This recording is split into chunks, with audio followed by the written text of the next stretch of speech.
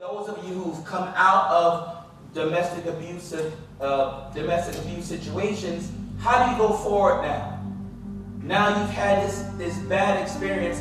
What do you do from now to prepare your life? And inshallah, we should inculcate these same traits in our children, our young men, our young women, so that they will learn to love themselves.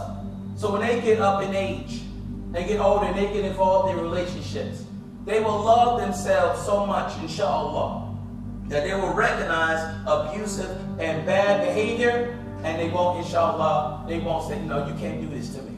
That's not going to happen. Not in my life. So we have issues, okay, with some people in leadership that think it's okay for women to be treated like children. There are some men that think women are nothing better than grown-up children anyway. It's not what Prophet Muhammad taught. That's not what Allah teaches in the Quran. It's not what Allah teaches in the Quran. The Prophet taught us that men and women, shaqa'iq, they are twins. They are two wholes. They are zawjan. أعوذ بالله من الشيطان الرجيم بسم الله الرحمن الرحيم يا أيها الناس اتقوا ربكم الذي خلقكم من نفس واحدة وخلق منها زوجها وبث منهما رجالا كثيرا ونساء واتقوا الله الذي تساءلون به والأرحام إن الله كان عليكم رقيبا بسم الله الرحمن الرحيم الحمد لله رب العالمين الرحمن الرحيم مالك يوم الدين إياك نعبد وإياك نستعين اهدنا الصراط المستقيم صراط الذين أنعمت عليهم غير المغضوب عليهم ولا الضالين آمين. Assalamu alaikum. Before I take my seat, I want to welcome all of you to the Medina Institute and Mosque. Alhamdulillah, please make yourself at home. If there's anything that I can do or any of our staff can do to make your visit here comfortable, don't hesitate to let me know. I'm here to serve you. And inshallah ta'ala, I'm very honored that Baitul Salaam Network chose Medina Institute for this very important program. Alhamdulillah, this is a program that's been going on for several years now, and it's very instrumental in raising awareness in the community and giving those who are voiceless a voice, inshallah ta'ala. So thank you so much to Allah subhanahu wa ta'ala, and thank you Sister Hadia, Brother Bilal, and thank you all for coming, inshallah. Don't let this be the last time we visit Medina. We're a place that's focused on education, on the entire human being, compassion for all creatures, and the illumination of the soul. Inshallah, please see our website and our Facebook page. Assalamu alaikum.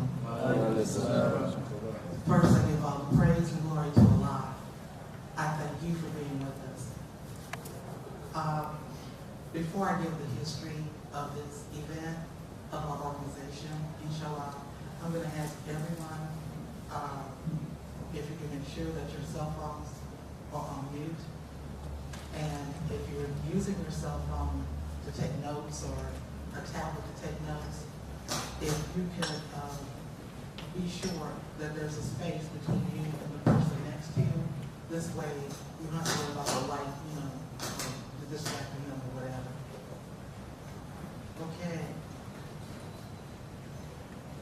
Imam Mendez, the Baitul Salaam Network thanks you for hosting this event. Our organization is 17 years old. We are a domestic violence awareness organization. Our organization has always been a family organization. We've always had men and children working with us. When we began in 1997, There was 4 of us. We were all just coming out of the crisis. The 4 of us who were the co-founders. One of the co-founders was just coming out of a alcohol, drug rehab, crisis. Another one was a young mom at the time, struggling with 2 young children, and she didn't have the proper child support. The father wasn't in the children's lives. Another one of us had started what is commonly called in America a second family. You have a group of children, then you wait 8 to 10 years, maybe a little bit longer, then you start another family. So she had her younger children at the time, and she and her husband were not, this wasn't a good situation, and she was struggling with that. She had made the choice to stay because she did not want her children to be a product of divorce. And we respect people making their choices, although we may not understand their choice may not be the healthiest choice, however, it's their choice. And then I was coming out of a shelter. I had been abandoned by a husband, has been 5 months in a shelter. There was a Muslim couple attempting to run a shelter in this area for Muslim women who found themselves, like me, being, abandoned. So I was there, and they were so gracious to me. They gave me the title of house manager, for the most part, to save my pride. So my weekly salary was a bus card and about $25 to $30 to have in my pocket while I was looking for and rebuilding my life. What I tell people now, and this was in the mid-90s, so this is some time ago, and when I discuss with any survivor, whatever's happening right that moment is happening right that moment. It's not your destiny. Me being abandoned by a husband was not my destiny. It was just something that was happening. There was a lesson in it. I learned the lesson, and I moved on. So I went from being a victim to a survivor. I call myself a daughter because that's long behind me. And it can be long behind anyone else who is going through the same situation. If it's physical abuse, psychological abuse, spiritual abuse, understand Islam does not condone it at all. Islam does not teach it. It has absolutely nothing to do with Islam. Islam is perfect. Allah is perfect in our way of life for us. We are the ones who are perfect. It's time for us to stop with all of the excuses, culture, whatever. Because when you become Islam, when you take Shahada, you begin to put all that behind you. Does it happen the very second you take your Shahada? For some people, some of it may. It's a process. This is a way of life for us. And our example of how anyone will conduct themselves in any situation is our dear Prophet Muhammad, and prayers and peace and blessings be upon him. That's our example. For sisters, if we want to emulate a particular characteristic of a woman or women, we have the mothers of the faith, Lady Khadijah, Aisha, Sumayna, and all those wonderful, Fatima, all these wonderful, courageous, intelligent women. If we want to emulate someone, we want to copy someone, let's copy them. At this time, I just want to give how this program is going to flow. We plan and a lot of things. So our original schedule for this program, it's not going to happen, but that's okay, because that's not what Allah wants. The prayer here is approximately 1:30. So what we're going to do is have all the speakers make their presentation. Then we're going to eat, and then go into prayer. After prayer, we'll come back and have an open forum. This is where we ask questions. This is where we make statements. And hopefully that will continue the healing process. Brothers who are here, I really applaud you, because unfortunately, the world has made this a women's issue, and it's not. It's a family issue. Anything that impacts me, it impacts my husband, my son, my uncles. Anything that impacts sisters in our community, it impacts you. Because if we're not all right, no one is all right. We are the ones who educate the children, at least at first. They're with us. And if we're not at peace, if we are not in a place where we can educate our children properly, they will copy everything else. You can talk all you want to. You can say the right things at the right time. But what the children will remember is what you do. What society will remember is what you do.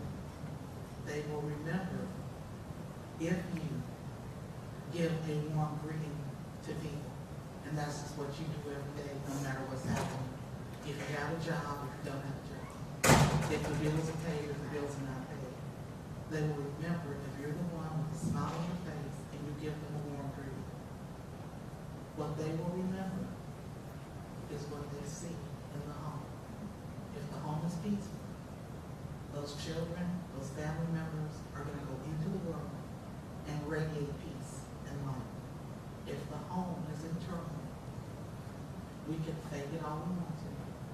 Eventually, reality is going to see them. People are going to know what's going on.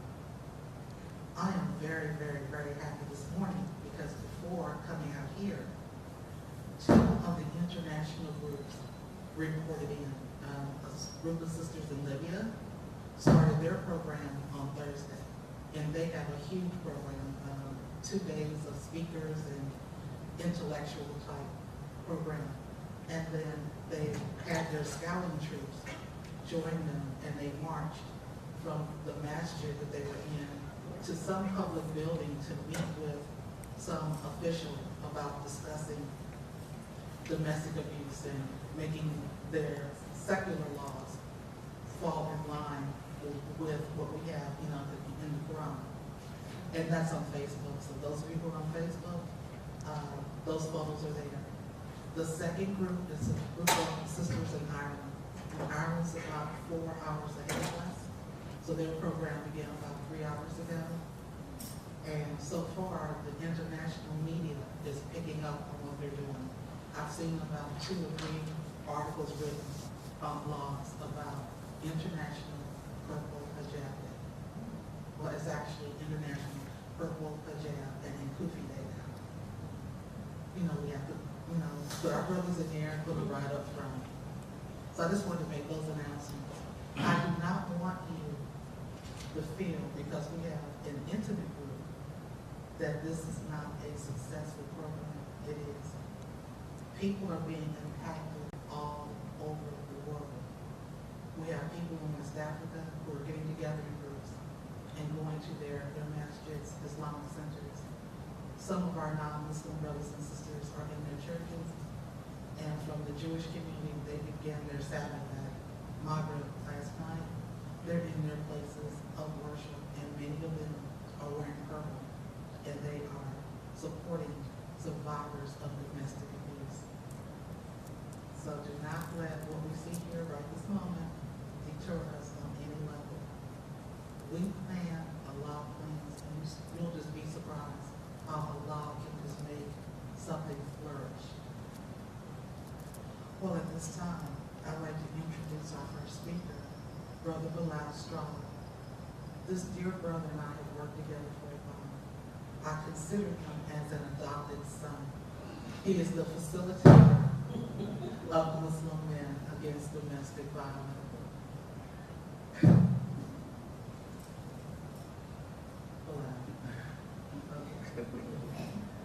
This courageous group of men for many years have been working with men. It began with a small group of men that my husband worked with. And those brothers are older than my husband, is 69 years old. And they began with us, helping us be able to have programs like this. Because in 97, 1998, 1999, 2000, we were not welcome in any ministry in the city. And this is not bad mouthing anyone. This is just the reality. Oftentimes, they would have to go ahead of us to negotiate time and space, make sure there were tables and chairs, make sure there wasn't any misunderstanding or someone there to have something negative to say. There are often times when they would sit in meetings with us for the sole purpose, because they knew as soon as we started talking about the various types of abuse, that someone was going to have something negative to say. And they were there as that buffer. They were there to clean up before, they were there to clean up afterwards. They were there to escort us to and from our hearts. Because there were some people back then who were so hostile about what we were doing. There was a lot of nasty name calling, that it was necessary for us to have that level of security to go into our places of worship. However, Allah is merciful. It's not that way today. 1997, fast forward 2014, we don't think twice about asking to go into a community. It's either going to be yes or no. And if the first community says no, the next one is going to say yes. Inside I-285, outside I-285. Before then, many of our programs were in public library spaces, in non-Muslim places. In fact, in some non-Muslim churches. But Allah has just brought the turnaround, has softened the hearts of the believers, and have worked with us so we can refine what we do to fit with, is totally fit within Islam. No question. Okay? So at this time, I'm going to ask Brother Bilal to introduce his topic. I want him to take up to 30 minutes if he chooses, and then we'll have a question and answer immediately following.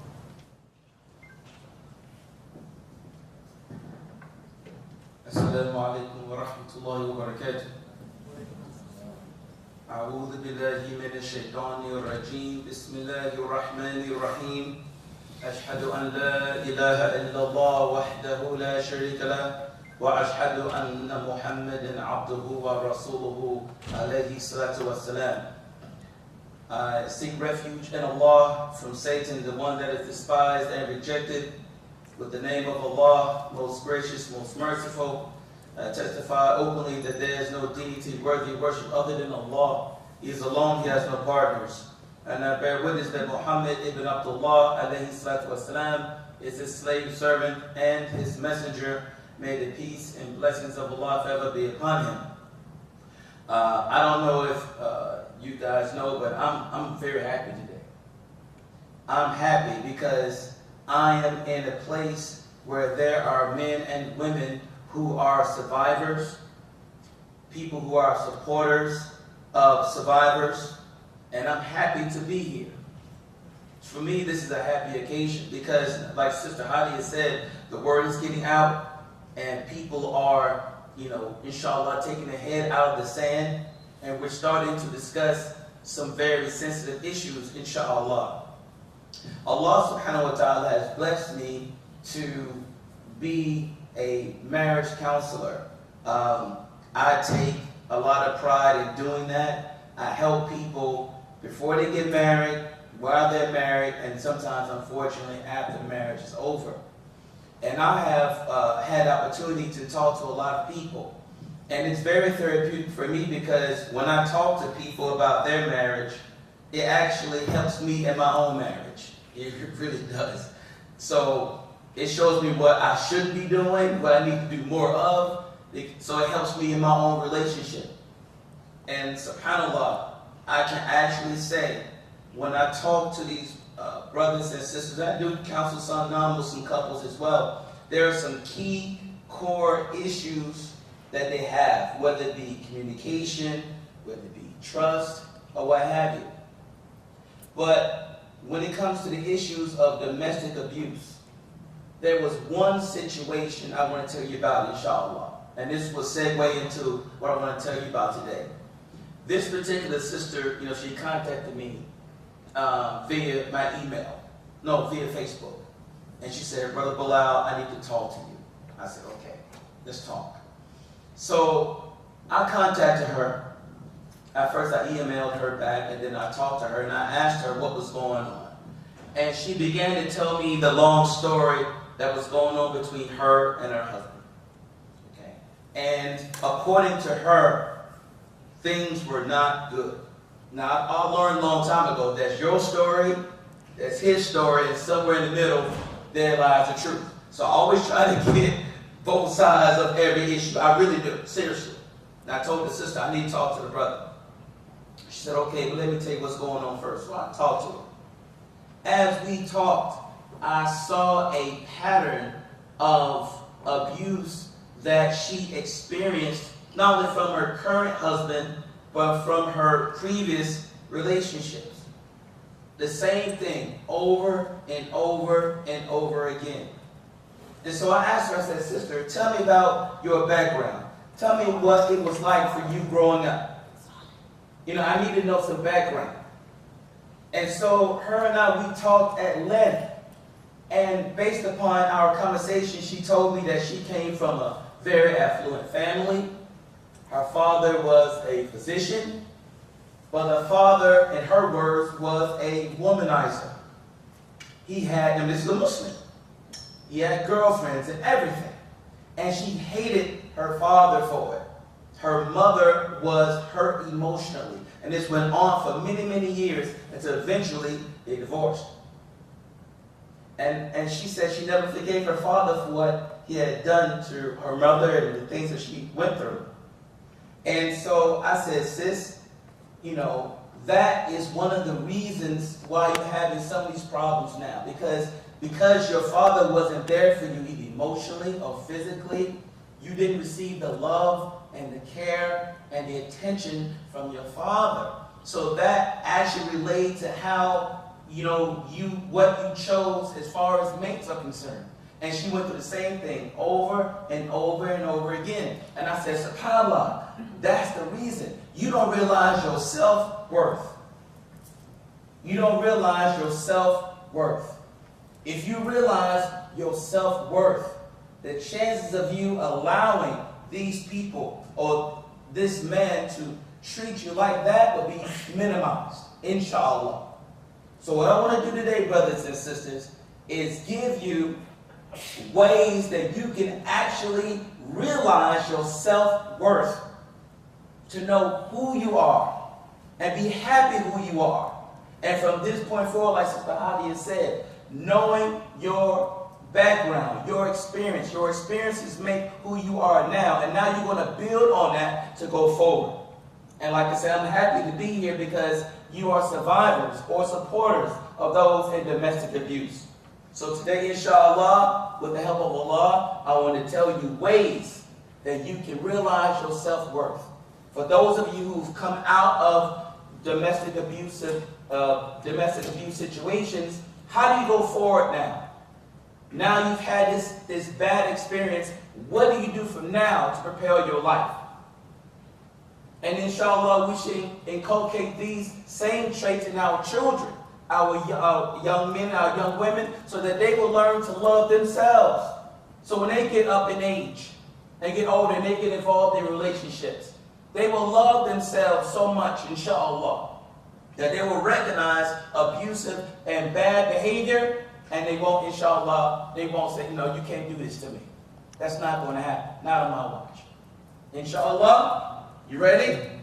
Number one, inshallah. Number one is that you must understand the power of the mind of how you see yourself.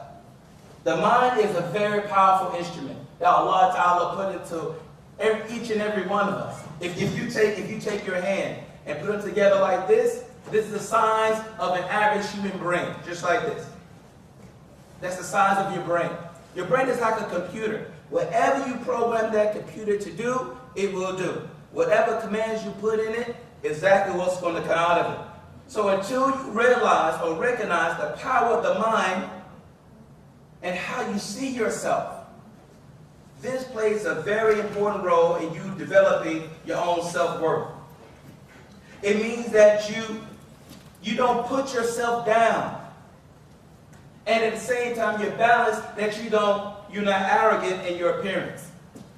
So what does that mean? That means you must eliminate negative self-talk. You must eliminate negative self-talk. Some of us grew up in situations where you were told from a very young age, you're never going to be anything. That's abuse. Verbal abuse. You're never going to amount to anything. No one wants you. You're ugly. No one wants to be with you. That negative self-talk is what you are going to have to erase from your life, because you will have to be your own best cheerleader. So you have to realize the power of the mind and how you see yourself. The mind is very serious. What you put in it, it will come out. Okay? That's number one. Number two, you must learn to love yourself again. You must learn to love yourself again. This is how you can move forward now. You've been in this situation. You're a survivor. This is how you can move forward now. The second step is you must learn to love yourself all over again. How do you do that? Number one, you must treat yourself like you would treat your own special friend. You have a friend that you love. You treat your friend with care, kindness, compassion, tolerance, love. You should turn that same trait over to yourself. And don't be so hard on yourself. Do you understand what I'm saying? This is real. Self-love is very serious. You should avoid being overly concerned about how other people will see you. Don't live your life for other people. Live it for you. See, some of us, we get so what I call lost in the sauce. We're so concerned about how the people will see me and how they will see me if I do this and do that. No. You have to be the captain of your own ship. It's time for you to take control of your own life and drive your own car. So the way how you develop your self-love is stop to be overly concerned about how other people will see you. And drive your own ship, inshallah. Avoid, number three, another way you develop self-love is to avoid artificial means by which you will receive happiness. Some people use drugs, alcohol, to fill some sort of inner void. You cannot allow that, brothers and sisters. These traumatic situations we hear about so much from Sister Hadayai, some of these situations are enough to drive people to alcohol and to drugs because they have an emotional void in their life. So to feel that pain, to get some satisfaction from the pain, they may, instead of turning to Allah, asking for help, they may turn to artificial means. Alcohol, drugs, sex. Sex actually can also be addictive. So they're doing that, seeking a release from the pain that they're in. So if another way to develop that self-love is to avoid those type things. The third way that we can develop your own self-worth, brothers and sisters, is to learn to trust your own feelings. Trust your own feelings. Do not allow others to dictate to you how you should feel. This is your life. This is your experience. This is what you went through. Like Sister Hadayai said, she went through an experience in her life. But that experience is what happened to her. That doesn't define her, but she built on that, and she's empowering not only herself, but other people now. So she's trusting her own feelings. She's not worried about what other people say. And when you trust your own feelings, brothers and sisters, now this is real. When you learn to trust your own feelings, it gives you the power to say no and you don't feel bad about it. Let me give you an example. MashaAllah. Allah Ta'ala has blessed many of the sisters. Allah has blessed the woman to be such a creature that in many cases she will put the needs of others over than herself. And she feels bad if she doesn't do that. A mother will lose sleep she will stay up all night to make sure her child is okay. If they don't have enough food in the house, she will feed the children first, and she'll go to bed hungry. She'll put herself last and put others first. But when you learn to trust your own feelings, you will learn at times that you're going to have to say, you know what, I can't do that. I just can't do that. Because now you're developing your own self-worth, and you're not getting lost in the sauce. And it means that when you trust your own feelings, you're now able to make your own decisions in life. Like I said, now you're taking control of your life. You let others drive your car, now you have to drive your own car now. And especially coming from an abusive situation, sometimes the person can be overly controlling over you, making all decisions for you, economically, where you're going to live, what you're going to eat, all that. But when you develop your own self-worth, you say, you know what, now I'm going to make my own choices. I'm driving my own ship, and this is what I'm going to do now. I'm tired of living my life for you, for other people. These are the people now you come out of that situation. This is how you start over in life.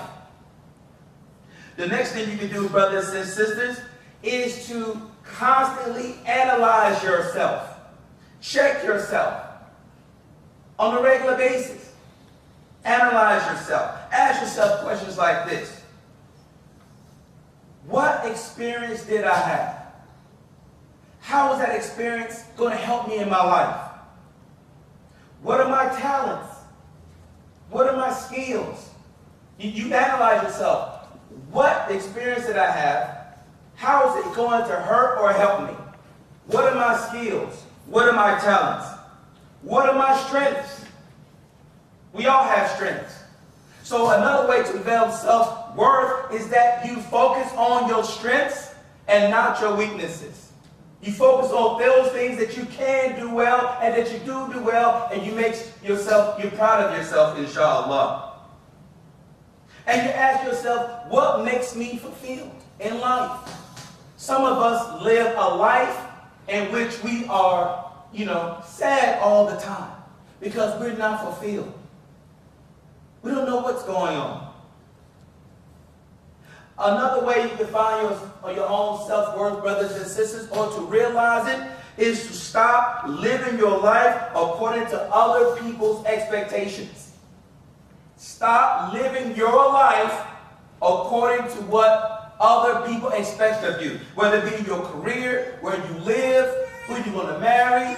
It's time you take control of your own life and drive your own what? Your own ship, your own car, right? So when you develop self-worth, you are now taking complete control of your life. Some of us don't see that. You just came from a situation in which the brother or the sister could have been very oppressive over you. Now you have to take control of your life and move forward. Sister Hadayai found herself in a very precarious situation, didn't she?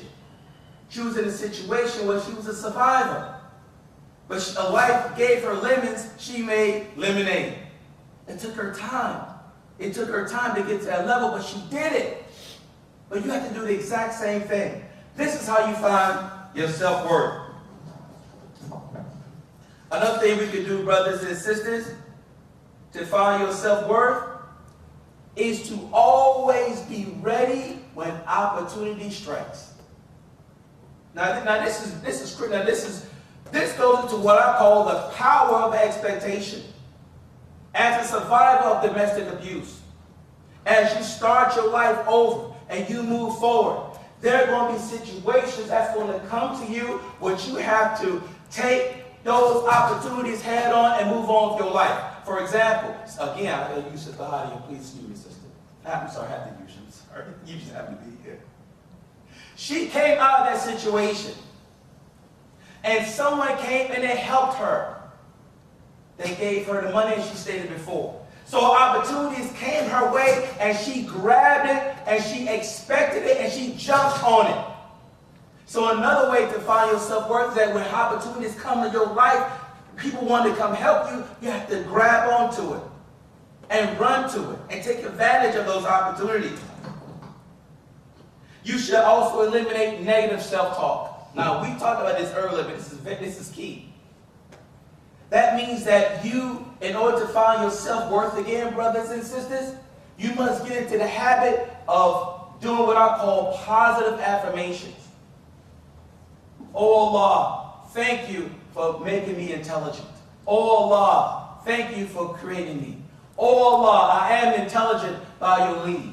Oh Allah, I am a Muslim by your leave. Thank you, Allah. Oh Allah, thank you. You make me capable and worthy. Thank you, Allah.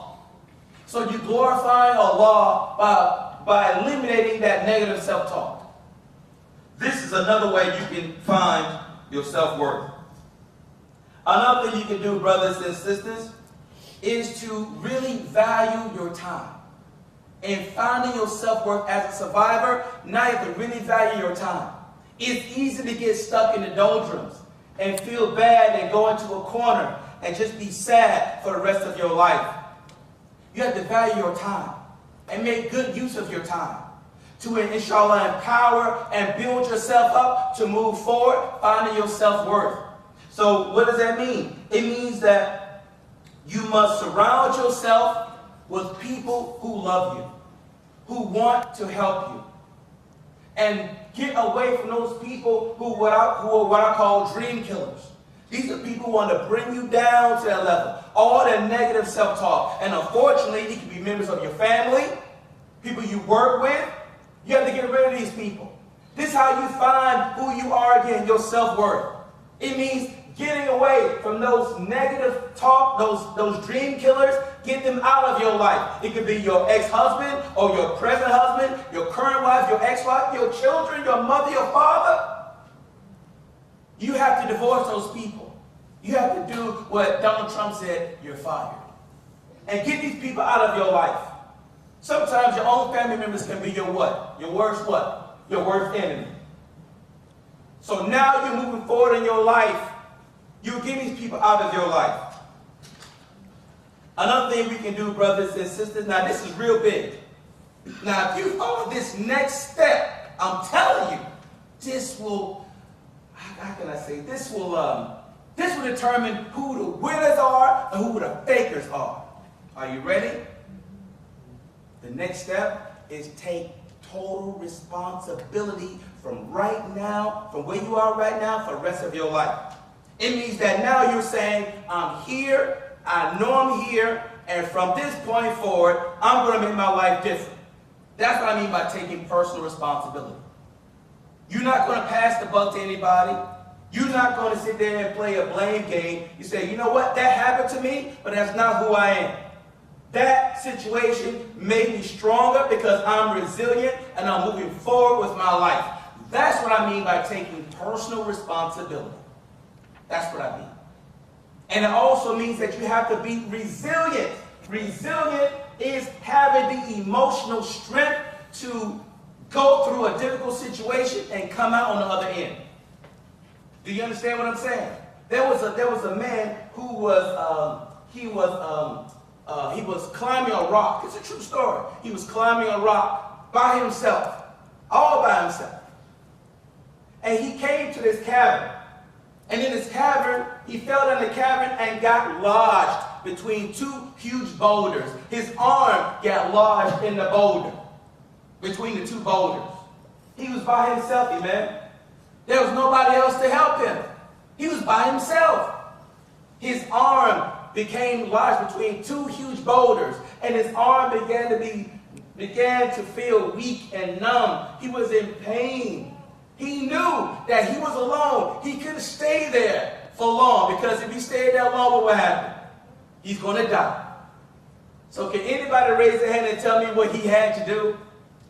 Anybody? Yes, sister? He cut his arm off. Now I know that's pretty serious, but he had resilience. He knew that if he did not get out of that situation, it was over for him. So as a person finding your own self-worth again, reclaiming your life, this is what I'm talking about. You must have resilience. And how do you get resilience? Asking Allah subhanahu wa ta'ala.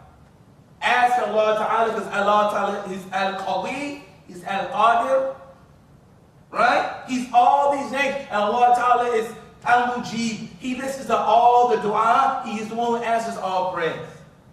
So you ask Allah Ta'ala for resilience, and He will make you strong enough, inshallah, to weather any storm.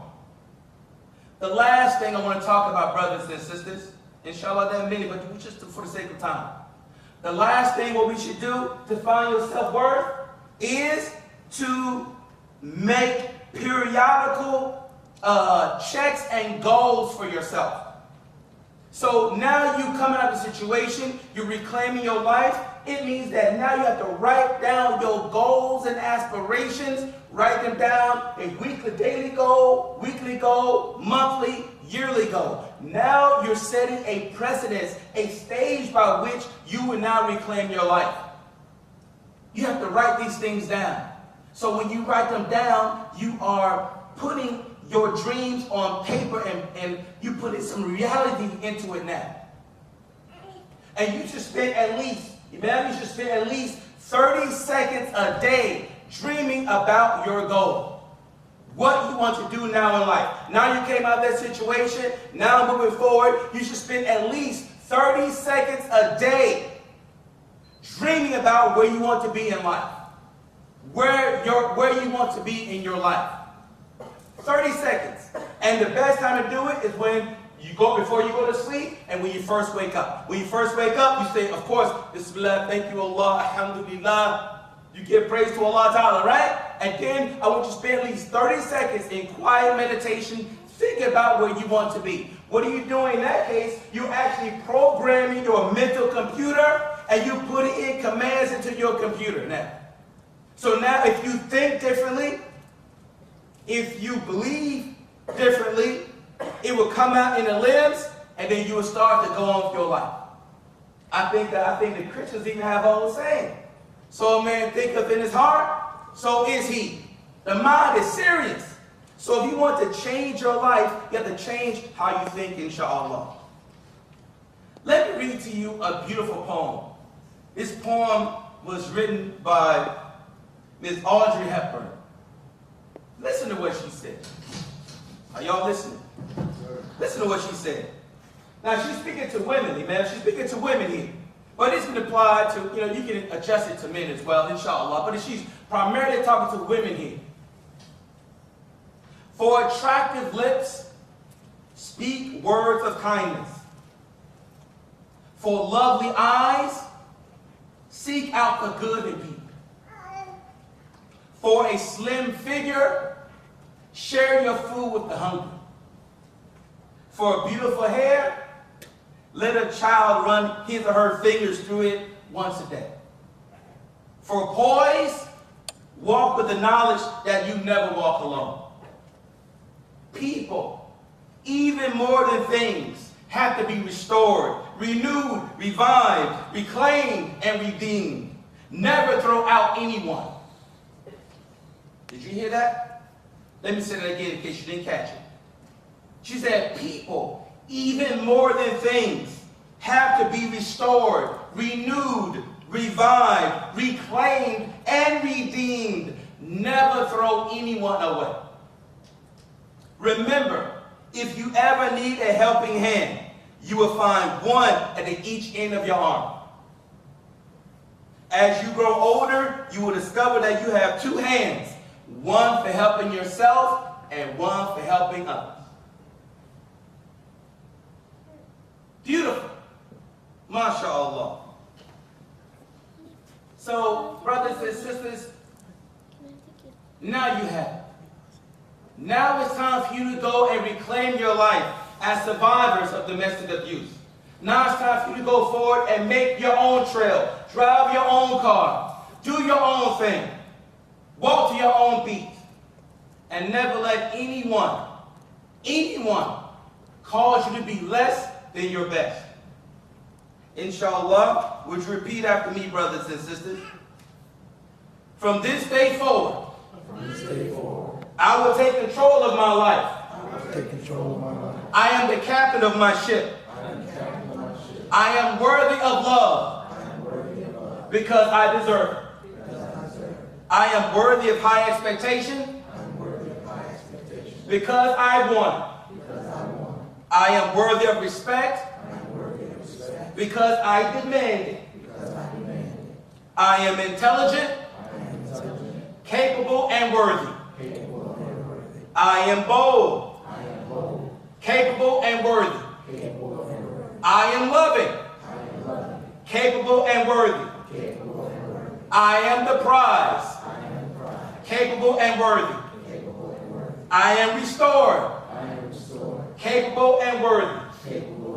I am renewed, capable, and worthy. I am revived, capable, and worthy. I am redeemed, capable, and worthy. I am beautiful, capable, and worthy. I am a Muslim, capable, and what? Worthy. Ya Allah, oh Allah, help the Muslims realize their self-worth and realize that they are the captain of their ship by your grace, Ya Allah. If I say anything correct today, it is from Allah subhanahu wa ta'ala. If I say anything incorrect, it's from myself or shaitan, la'natullah. May Allah forever curse Iblis. May Allah forgive us, Ya Allah. Walhamdulillahi rabbil alameen. Subhanakallahumma wa bihamdika wa ashhadu an la ilaha anta astaghfiruka wa atubu ilayk. We'll open the floor for any questions at this time. Is it Satadi? Any questions? Please, comments, corrections. Please tell them now or forever hold your peace. Allahu Akbar. Allahu Akbar. Allahu Akbar.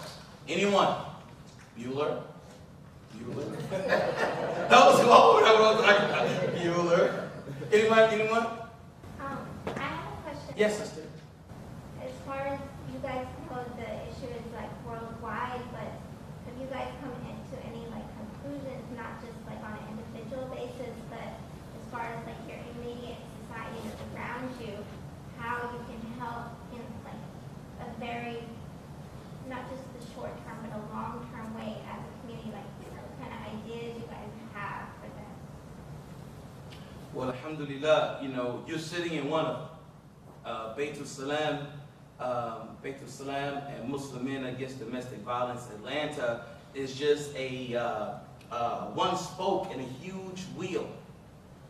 This, what you see right now, this is just one thing that we're doing right now. And actually making this known, speaking about it, not hiding it. Letting people know that this exists is really the starting block, inshallah. Also, Sister Hadia can speak after that, inshallah. I know for a fact that Sister Hadia herself and other people help brothers and sisters who are in some very difficult situations. And at one time, Baitul Salaam actually had a safe house, a place where women could go and feel safe and secure that no one else knew about, mashallah. And that's something I know Baitul Salaam is trying desperately to get back to. But what you see right here, this is actually just that one idea, inshallah ta'ala. Sister Hadia, would you say anything? Assalamu alaikum. Wa alaikum salam. Change begins with the individual. When we begin to change ourselves as individuals, our societies will change. When we speak for justice, assalamu alaikum, sister, don't be concerned about him. He's fine. He's fine. When we begin to speak for justice, I'm going to read something from the Quran on this. And this is from Surah 4, An-Nisa, Ayat 135. Believers, be strict in upholding justice and bear witness for the sake of God, even though it be against yourselves, your parents, or your kindred. Be they rich or poor, God knows better about them both. Do not then follow your own desires, lest you may swerve from justice. If you conceal the truth or evade it, then remember that God is well aware of all that you do. The change begins with us. Think of every great movement, the civil rights movement in this country, women's rights movement, the movement in India that your brother Gandhi was known for. It began with people changing themselves. Think of the Islamic movement throughout the world. When Prophet Muhammad, and prayers and peace and blessing be upon him, there was a handful of people. And they were steadfast. And they worked on themselves. And they became what they professed to the world. And as they continued to do that, more and more people followed them. So from that handful of people, you have over 2 billion people over the world, all over the globe, and growing all over the globe. Europe, Asia, South America, North America. Wherever there are people, the most distant islands, there's someone practicing Islam. And that came because a handful of people, well, really with one person, who heard from God, stood fast on that, and went forward, and more people began to follow. So that's how we change societies. We begin with us. Steadfast, stand for justice, stand for truth, even against yourself, and know that Allah is always there. Anyone else before we move on to the next speaker? Anyone? Yes, brother. Yes, sir. I know that a lot of the issues of domestic violence tend to be, at least some of the numbers I've read, be from people who suffered it themselves. So my question is, like, are there, from your experiences, is there a methodology that we can begin to teach our children and at what age, especially our daughters, about the realities of domestic violence and how to begin to prepare them for when because sometimes these things don't show up until after the marriage has happened, but how they can, as our daughters, be prepared to maybe identify some of these things early in their relationships, and if for the other percentage of people where maybe it's life or different things in their personality that bring about this type of aggression, is there something for our boys that we can begin to teach them to prevent it, on both sides? Well, just briefly, inshallah, for the sake of time, just a couple things. Number one, just like I spoke before, indoctrinating your children at a very early age their own self-worth. Speaking particularly for the brothers when it comes to the daughter. The influence that a father has of his daughter is very serious. The daughter, in many cases, she's looking for love and affection and acceptance from her father. And if she grows up seeing the father honor the mother, being kind to the mother, being there for her, what have you, she will grow up wanting something that she experienced when she was growing up. I'm being told, I have two daughters and 2 sons, and I can honestly say that the influence that I have, or at least my oldest daughter, is very serious, and I didn't really understand the significance of that until later on, but now I know. So if we set the example in our homes of how to treat our wives, how the wives should treat their husbands, the children will grow up in that environment, and they grow up wanting that same thing because that's what they're used to. But we have to tell them at an early age, you are worthy of love, you are capable of love, telling them and showing them that. So when he or she gets older and they get into an abusive situation, they hold on, this is not love. Why did you hit me? That's not love. That's abuse. I don't do that. I'm not taking that. So at an early age, we tell them, that hitting your mother, hitting someone is bad. Hitting your mother is bad, hitting your father is bad. So they grew up with that understanding from a very early age. And so she loves herself, he loves himself. Inshallah, in due time, when they grow up, to a relationship, they will recognize that something about this is not right. My father loved me, but he never hit me. So this can't be love here. This can't be it. This is not right. But baby, I love you. That's not love. You hit me last night. So she's growing up seeing that. Now for the children, for those who were abused as children, unfortunately, a lot of these criminals prey upon the young, and that's something that, inshallah, we have to be more vigilant about. Teaching the children that this is appropriate touch. This is not appropriate touch. You know, and don't never be afraid to come talk to me if someone says touches you in an inappropriate way. We have to make sure that doors are open for communication between us and the leadership in all the masjids or Islamic center. So we have to create an environment by which the children are comfortable in coming to talk to us about it, inshallah. So always talk to them about that, inshallah. May Allah make it easy. But that's just some of the things in brief, inshallah. May Allah make it easy for us. Is Hadayai try to add anything? Salaam alaikum. Model what a healthy relationship is.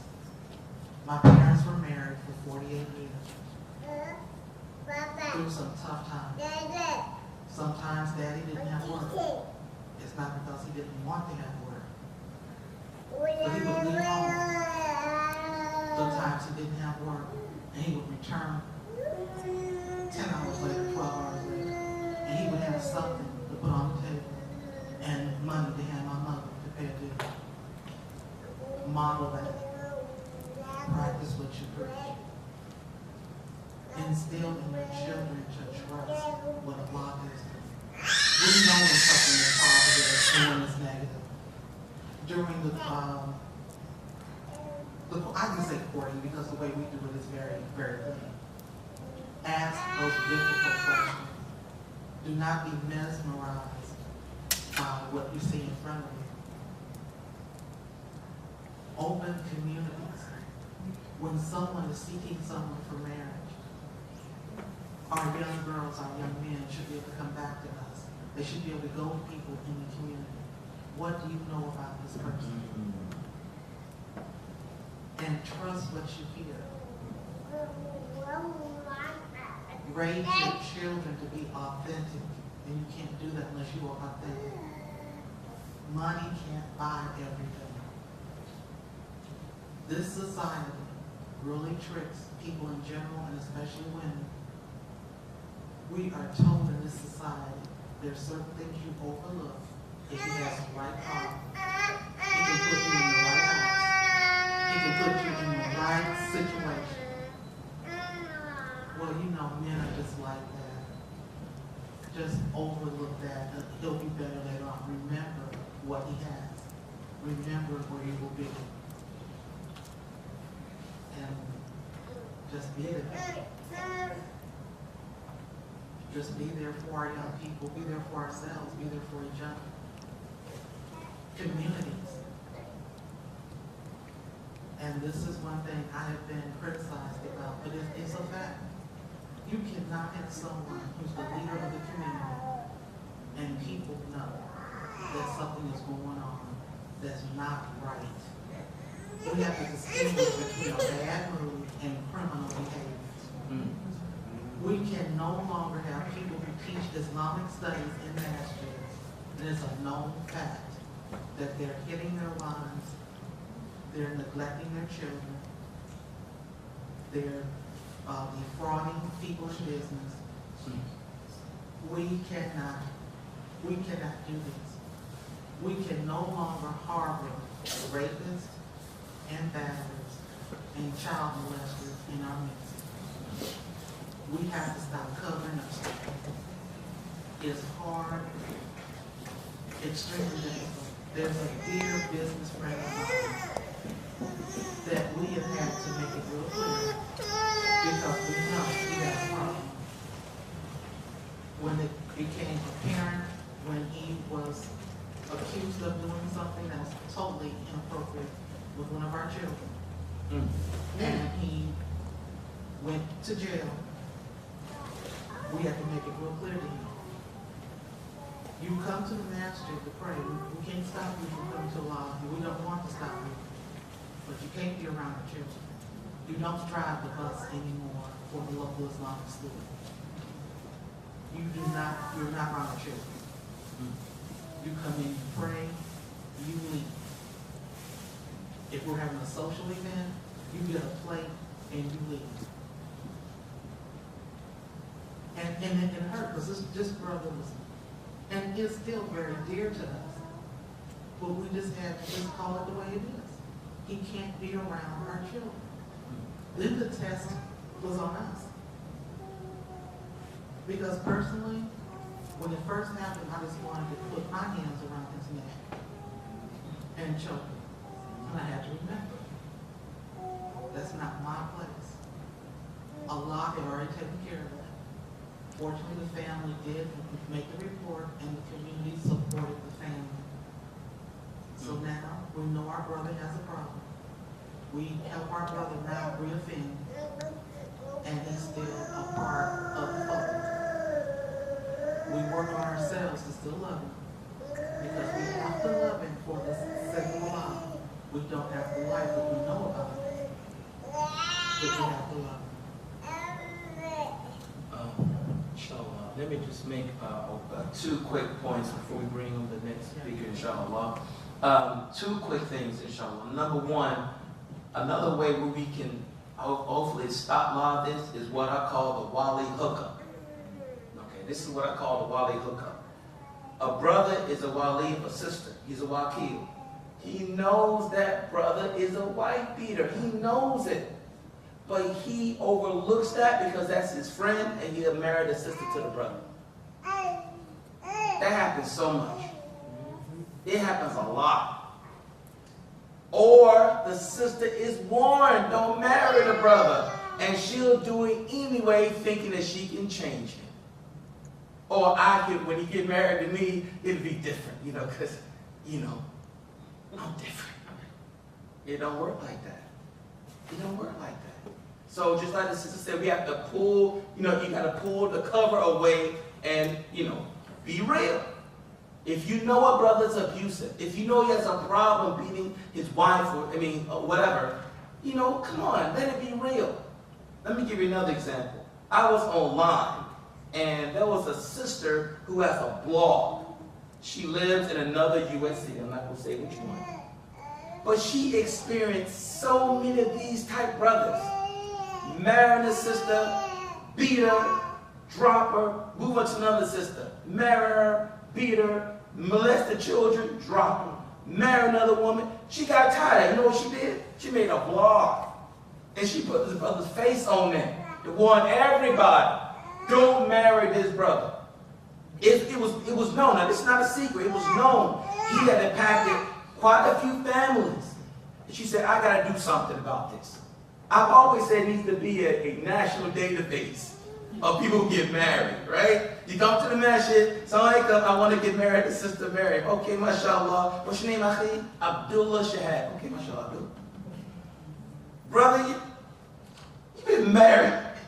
You got a case against you in Toronto, brother, for bad child. But see, he can come to Atlanta and say, my name is Abdullah Shaheed, but up in Philly, he was known as Muhammad Latif. It's easy. So what the brothers have to do, the wali, the wakil, man, we got to be on it like the FBI, brother. We got to check these brothers out like it's like the CIA. And we got to check the sisters out too. We got some sisters who wanted it for abuse as well. They come into the marriage, and then next thing you know, they do all kind of stuff to the brother. So, inshallah ta'ala, let's be real, like the sister said, let's pull the covers back. Be real. Want for your brother what you want for yourself. If you're a wakil of a sister brother, be real and treat her like your own daughter. You won't marry your daughter to a brother like that, so why would you marry the sister in a situation like that? But you do it because that's your friend. You do that because he's some big sheikh, and you know the brother got some issues. But you do it anyway. Yes, sister, I'm sorry. What if you believe and you think you see symptoms of a person that may be in an abusive situation? How do you approach to show love and kindness and to pull out information so that you can help this person? Our communities must have an atmosphere where people are not in fear. And when people are not in fear, they will open up. We've had so many people after an event like this or after another type of event that will pull me aside, pull somebody else aside from any event, and just start talking. when we have our meetings, and now we do most of our meetings online, we'll have people call afterwards and say, sister, this is happening. What, can I do? When we own each other, when we belong to each other, that will eliminate a lot of that. Fear and ignorance is how this situation thrives. You open it up, you eliminate the fear, you eliminate the ignorance, and you'll see less and less and less of it. Yes, sir. I had a question. First of all, thank both of you, both of you for your words. Sidi Bilal, I wanted to make sure I had the point you made about self-worth between always being ready when opportunity knocks, Yes. and valuing your time. What was the point you made between those two? That's my first question. Because I don't think I have it now. Okay. The second question was, what are some tangible ways that masjids and imams in particular can help congregants develop their self-worth? Do you know of any masjids that are actively doing that? And if so, what are some success stories? So those are my two questions. MashaAllah, as far as the when to be ready when opportunity knocks, what I meant by that is... No, I'm sorry, what was after that? Value your time, I believe. Okay, so when I say be ready when opportunity knocks, what I mean by that is that you should have the mindset that you expect that good is going to come to you, or you're going to expect that doors are going to open for you. Let me give you an example. Let's say you have a job interview at Home Depot, for example. Okay. And you want this job at Home Depot. You're applying for it. And here comes the day of the interview. You should go to interview expecting that you're going to do well. Go to interview expecting to get the job. Go to interview expecting that you'll be offered the position. Even if you don't get it, but you expect it to happen. This is the power of what I'm saying. This is self-worth here. So when opportunities do come at the job at Home Depot or what have you, you should be ready to receive it when it comes. Either by looking your best. You should always look your best.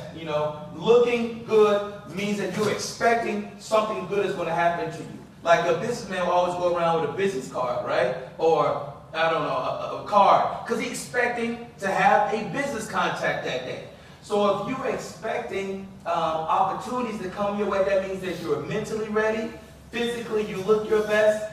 You expect the best to come. And inshallah, when they come, you grab them to it like she did when she went to that shelter. She was looking for a way to get help. And when opportunity came, she grabbed onto it. Now, as far as value your time, just like I said before, when someone comes out of a domestic abuse situation, it's easy to go into a corner and you're done. And you feel like you're the lowest thing on the earth. From that point on, you should value your time and not surround yourself with negative people or negative self-talk. It means that you should take those opportunities that Allah has given you with your time, come closer to Him, come closer to Allah, attend the Masjid, learn about the life of Rasulullah alayhi salam, surround yourself with positive people who will love you and take care of you, and that you don't waste your time around negative people and negative self-talk or negative situations that's going to bring you down. That's what I mean by really valuing your time. Now you said, what can Masjids do to teach people their own self-worth? MashaAllah, you said something earlier when we first came here. You said that this Masjid is dedicated to compassion, and what else did you say? Education and illumination. Exactly. Education and illumination. Tarbiyah. Teaching the people the Islamic knowledge to bring them up on the inside. You see? Bring them up on the inside. See, it's one thing we can sit here and talk about salah and fasting and making hajj, but how many of us, like you said before, how many of us actually cultivate the heart? Once you cultivate the heart, then your self-worth will be realized. As what's that ayah right here says? It's the remembrance of Allah that hearts find satisfaction. So once you realize who you are as a Muslim, Allah has given you guidance with this Deen al-Haq. you realize your self-worth through that, inshallah. So the only masjids that I see, and Allah knows best, that's successful in that, are those masjids who their primary focus is cultivating the heart. And inshallah, this masjid, as you said in the mission, this should be one of them, inshallah ta'ala. But that's important. Not focusing on the outside, but the heart. That's how you realize, get the people to realize their self-worth, inshallah. May Allah make it easy for you here. May Allah make it easy for you here. Because we shouldn't focus so much on the outer, but we got to focus on the heart, the inner. If the heart is good, then everything else will fall right in place. Can I just add, what I see a lot of, you know, I meet, in the work I do, I meet a lot of broken people. And the approach that I think too many of us take is, instead of helping to heal people, helping them heal themselves, helping them help themselves. We put a kufi on, we put a beard on, put a scarf on. You still got problems. And you still got problems. Well, hopefully what I said today, those steps I talked about today will help. There are many more steps, but for the sake of time, I couldn't go through all of them. I actually did a lecture a couple years ago about it. It went about 2 hours. But anyway, that's beside the point. The point is, inshallah, you work on the heart, amen? And inshallah, the people will come around with that. Inshallah, maybe they get a copy of this lecture, this what I did today. Give it to them, inshallah, maybe they learn something from it. To answer Brother Imam's question, very practical. There are masjids in the city that use the tithing period to talk about very practical issues.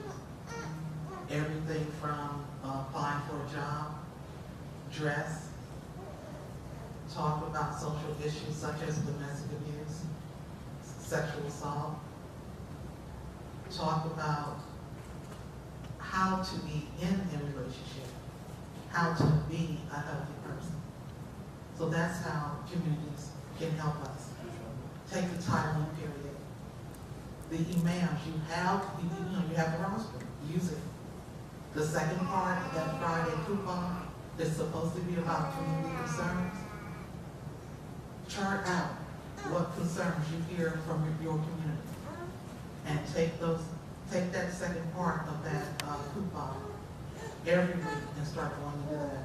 Then follow up using Talim. Then establish committees. One time I was in New York, and there's a community that has a committee, and it focuses on domestic harmony. That same community opened up a shelter right on the Masjid property. Well, they have two, one for men and one for women. If you are temporarily homeless for whatever reason, you can come right there, and they bring in their competent people who are social workers and counselors and psychologists and their medical people. We have these resources among us. Invite those people to use their skills in the community. Okay, at this time, I have the honor of introducing one person I feel that just lives Islam. A person who takes leadership very seriously. A person that you can see on the street talking to someone. The same person who can stand before scholars anywhere and present academic lectures, but at the same time make Islam very simple for the least educated of us. An imam who his heart, you can feel the spirit of this person. A person who's not afraid to let others come into his community and speak and host events. A person who has academic credentials, he could probably write a volume. I am proud to introduce Imam Mendez.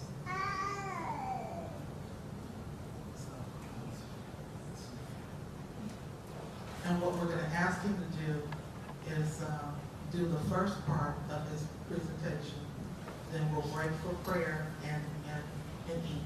And then when we come back, he can do the second part in question and answer. All right, your brother. Ameen. Bismillahirrahmanirrahim. One of my teachers said, if people compliment you or have a good opinion of you, just say Ameen. Have the intention that it's a dua, and that Allah make it true. I was when Sister Hadayai was describing this person just now, I was hoping I could meet them. So I hope, I'm serious, I'm not joking. So I hope Allah gives me success to be as she considers me to be. Bismillahirrahmanirrahim. Walhamdulillahi rabbil alameen.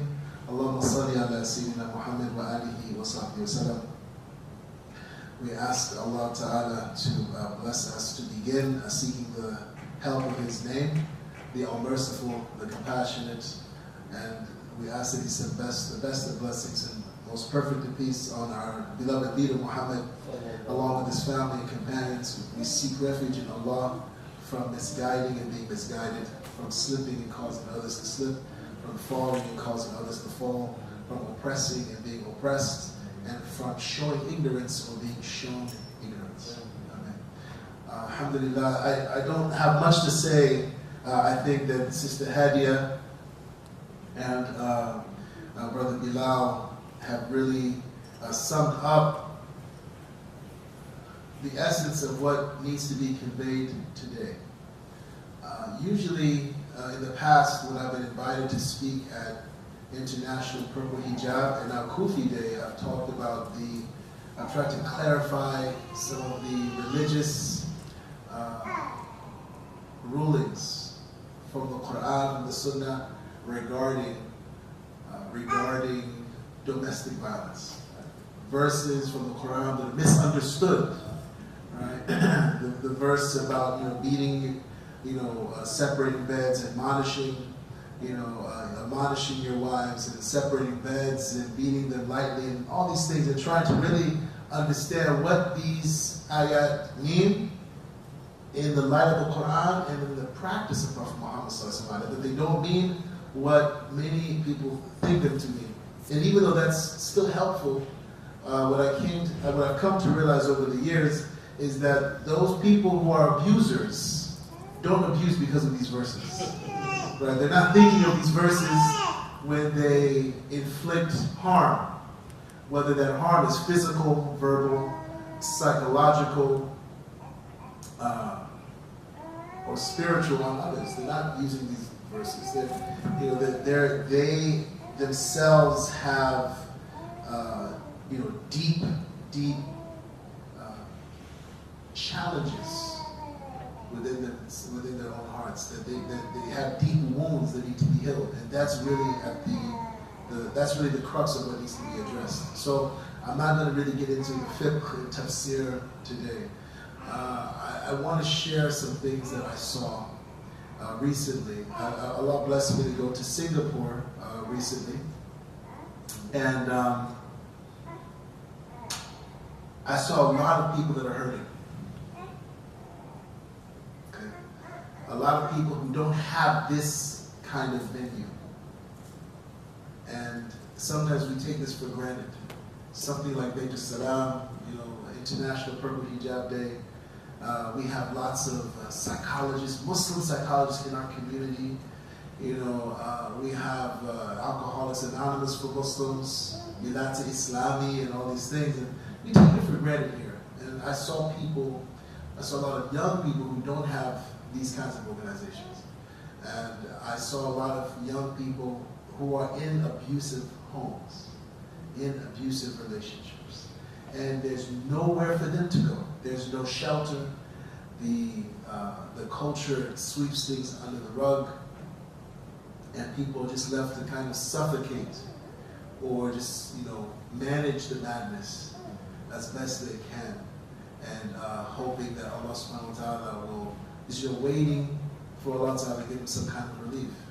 And when I realized being in Singapore, don't get me wrong, Singapore has a lot of wonderful Muslims, wonderful community, but Singapore is no different than Atlanta, Georgia. You know, it's no different than Lagos, Nigeria.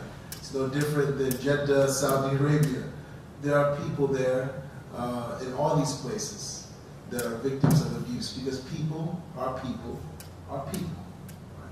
And Allah subhanahu wa ta'ala, you know, He decrees good and evil.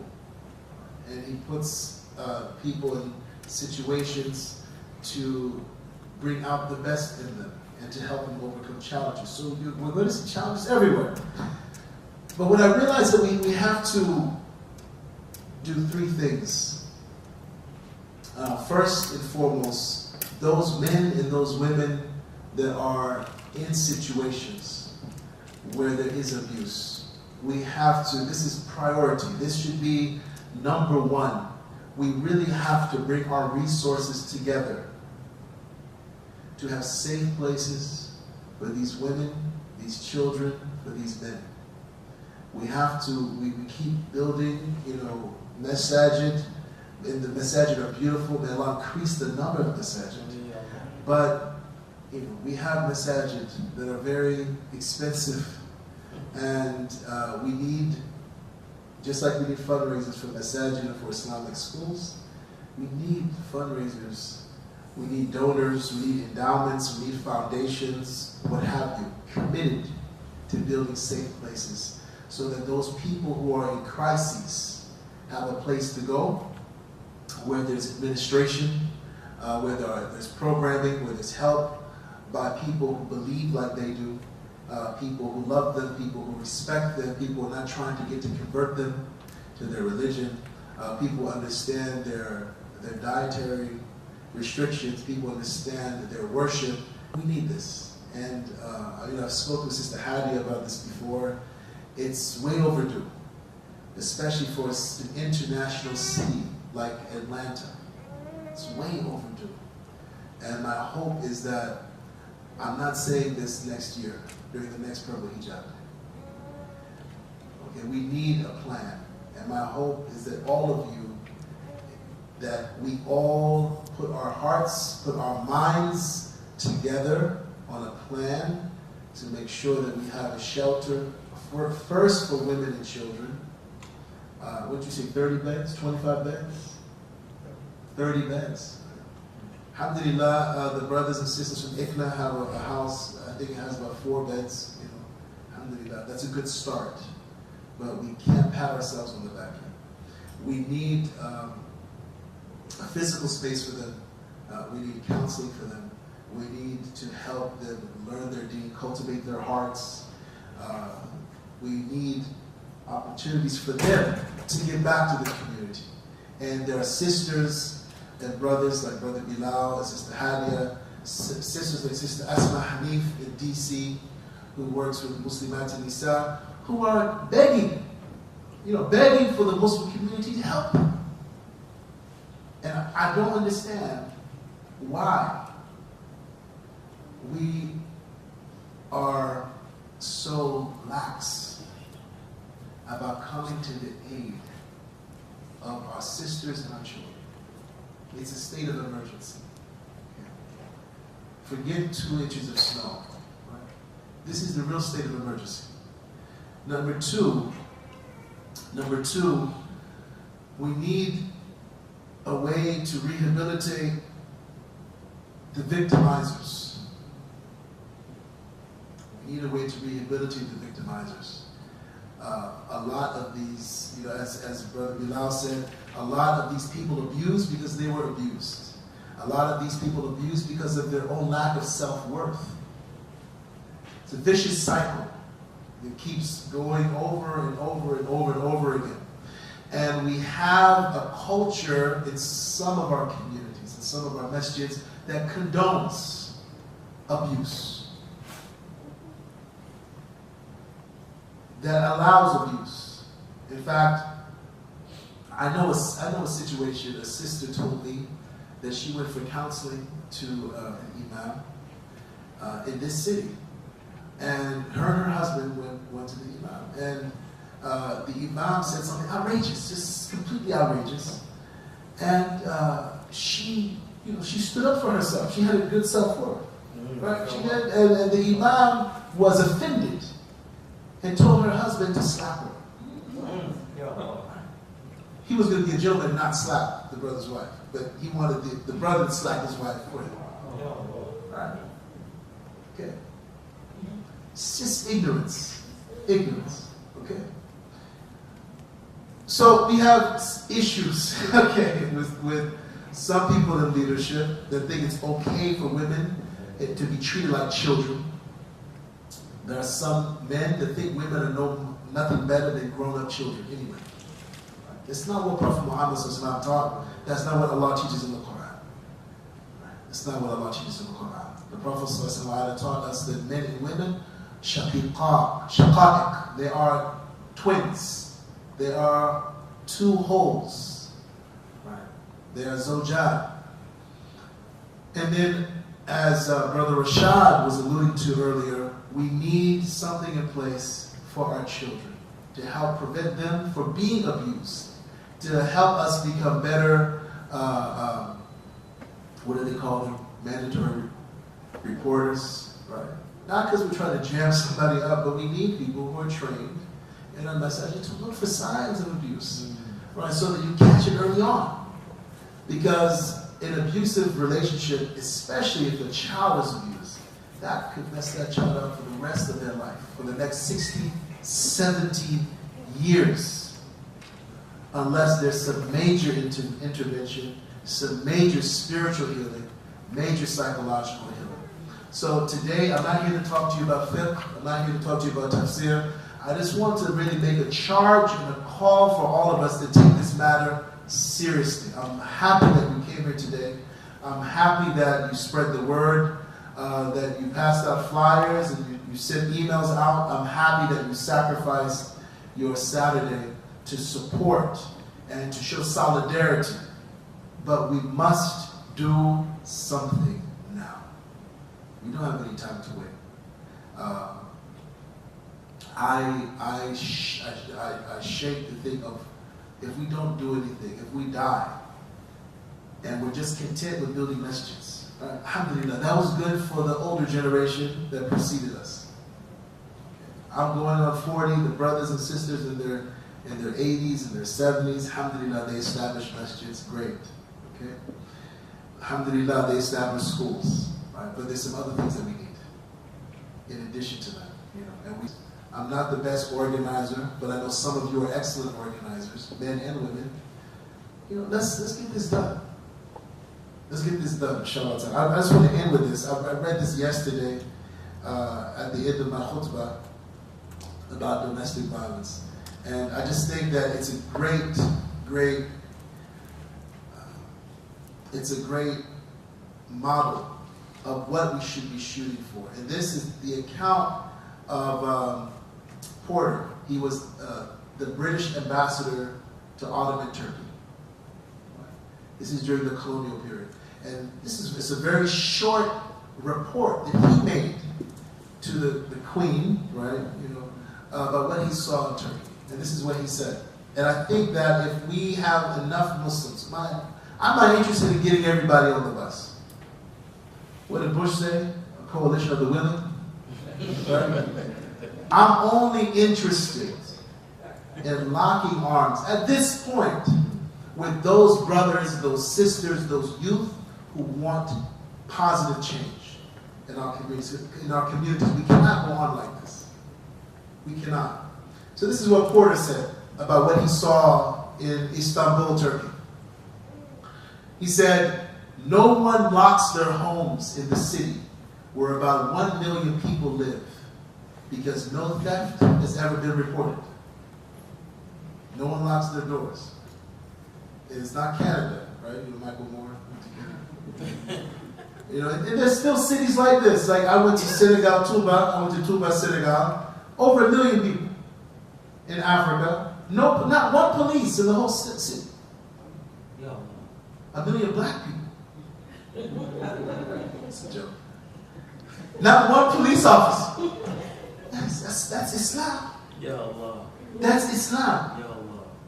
If we're living as Muslims, you don't need police. Because you police yourself. you police yourself. He said, you do not see a vagabond, no thugs, nor a beggar, nor one who shouts loudly in the streets. Don't see that. Women receive the greatest respect at home and enjoy certain authority. There is nothing more abominable than to stare at a woman walking in the street, and especially raising a hand to beat them. It's nothing worse than that. And then he ends saying, it is impossible to describe the beauty of the Turkish women. And this last statement, I hope we don't just interpret it physically. Right? Because the Turkish women were very modest women. Right? Up until Ataturk, forced them to take off their scarves. And, the very modest women. I believe the beauty that he saw was the beauty that radiates from a woman when she's in a society where men are truly the maintainers and the protectors that Allah Ta'ala created them to be for women. And as I mentioned yesterday during my khutbah, there's an African proverb that says that women are flowers. The Akan people of Ghana, this is their proverb. That women are flowers and men are the fence around the garden. So our role and responsibility as men is to build a community, build a home, to build a society along with our women as partners that allows them to blossom spiritually. So that the beauty that is not just their physical beauty, but the beauty that's in their souls can shine. And you cannot do that in an abusive home. You can't do that in an abusive masjid. Right? Where women are not respected. So alhamdulillah, Rabbil Alameen. May Allah Ta'ala increase the quality of people that we have. You don't need a lot of numbers to make a difference. Right? All you need is a committed group of a few people. You can change the world. May Allah Ta'ala forgive me if I said anything incorrect or offensive. It is any good when I said all the credit belongs to Allah, only the mistakes for that. Shukran. Salaam. Assalamu While we're going to do a quick exercise, the individuals who brought food in are going to get together and make sure what needs to be warmed up is warmed up, what needs to be mixed is mixed. You know who you are, so we'll just meet out in the hallway there and start getting that ready for us. Then we're going to do a quick exercise in here. Yes, there we go. And Brother Man is going to show you where the microwave is in the kitchen and all that. And we thank you for doing this for us. Yes, ma'am. Questions later or? Oh, yes, we are. We're going to actually do a complete forum later. Okay, right now, a lot of us have been sitting here for a while, so please stand up if you can. And just kind of stretch and wiggle your toes. Oh yeah, Brother Man did, we're going to have to work on that. He did something with the thermostat earlier. Okay, wiggle your toes, move your arms around. How we doing? Now, we're going to ask sisters to make sure that you know each other, introduce yourselves. And when you do the introduction, sisters, make sure you say one thing that person will remember you by. It's not so much your name, I went to this college, or I went to this school, I live on this side of town. Let them know something about you. What do you like? What is it that you do? What makes you happy? Brothers, we want you to do the same thing. We want you to get to know each other. So brothers and sisters, it'll take you about 15 minutes to do this. And when you complete this exercise, the food will be ready, you can go eat, and the following eating, there will be prayer, inshallah. Thank you.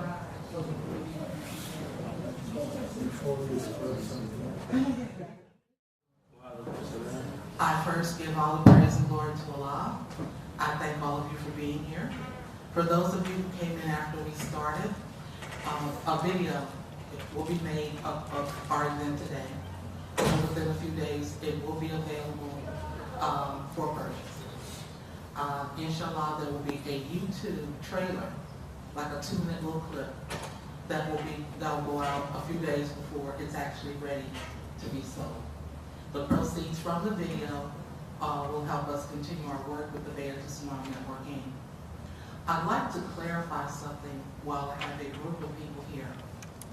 The Baitul Salaam Network Inc. ran a true safe house for 9 years. And we ran it with about 9 people who worked with us. A few business people made sure that we had a backup for our lease payment and utilities and so forth. This was from 1999 until 2000, the end of 2007.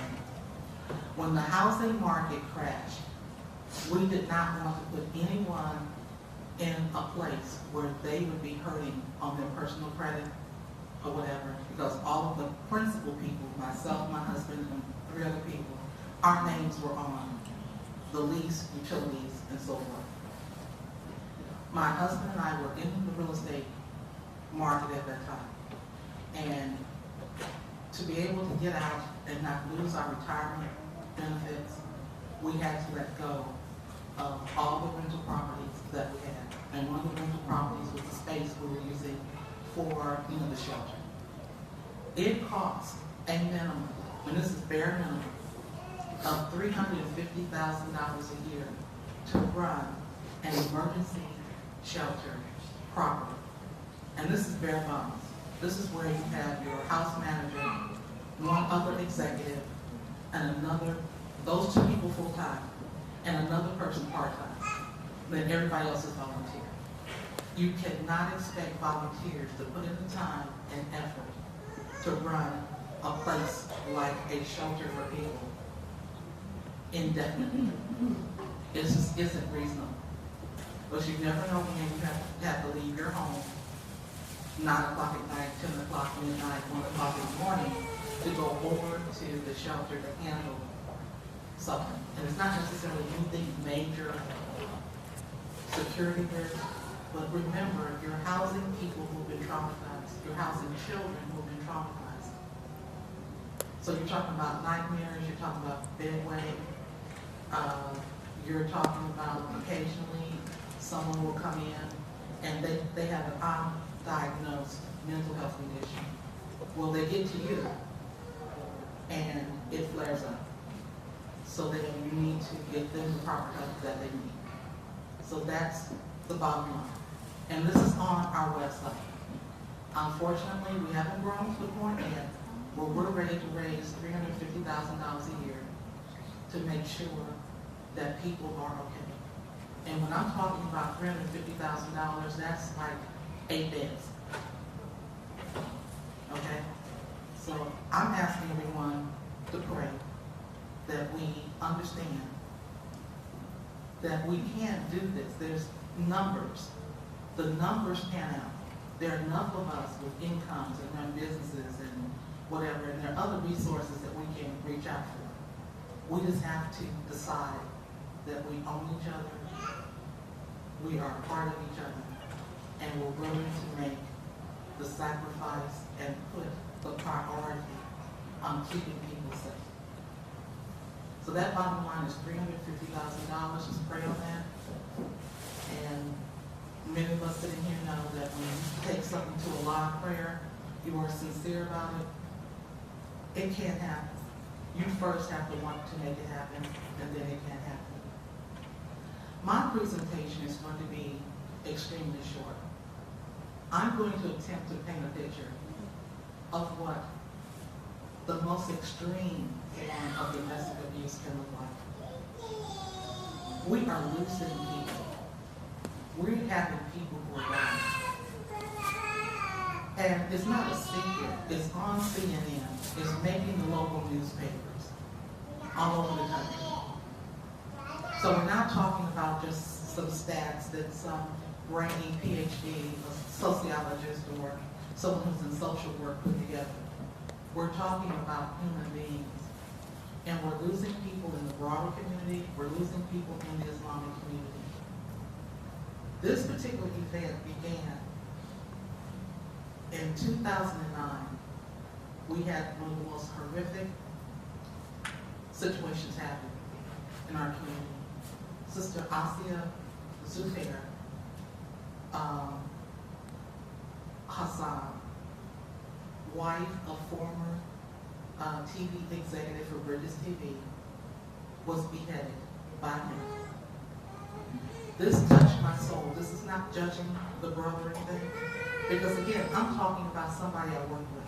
I'm talking about someone that my husband trusted so much, I could ride in the vehicle with him. And I don't do that.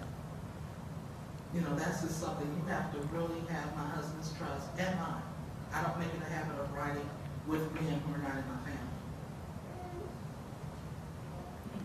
The Baitul Salaam organization, along with a couple other groups, hosted his tour here about a year before that, when they were trying to build Bridges TV and get people to support it. So this is someone I thought I knew very well.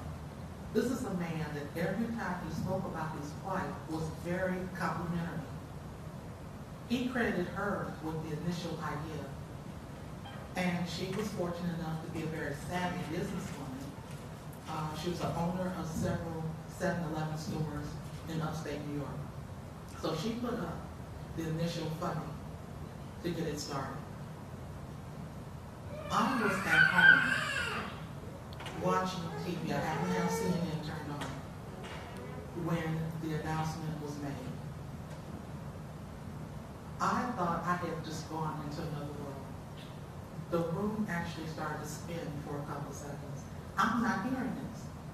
I'm not hearing that somebody that I thought I knew could do something as horrible as cut someone's head off, and that person happens to be his wife. The wife he had wonderful things to say about. Well, once you got into the backstory, there had been years of abuse. The brother has a mental health condition. When he was on his medication, all was well. It's called bipolar. When he was on his medication, all was well. When he was not on his medication, it was just the opposite. And she had decided to leave. There was an altercation at their home. He was picked up by the authorities, and she had a restraining order, so he couldn't come to the home. Like many women who take that step, something came up about the children. So she felt safe that she could go to the business and they could talk about whatever they had to talk about the children and get it settled. And when she went to the business, that's when she was murdered. He is now serving life for that crime. And we have a sister who's missing. So this domestic abuse is not just some numbers on reports generated by people who generate those type of reports.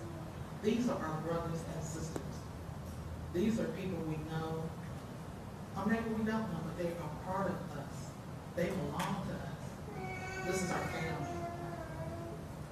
The UN has released figures that approximately 5,000 women a year are murdered. They call it honor killing. We know there's no honor in killing anyone, even in self-defense.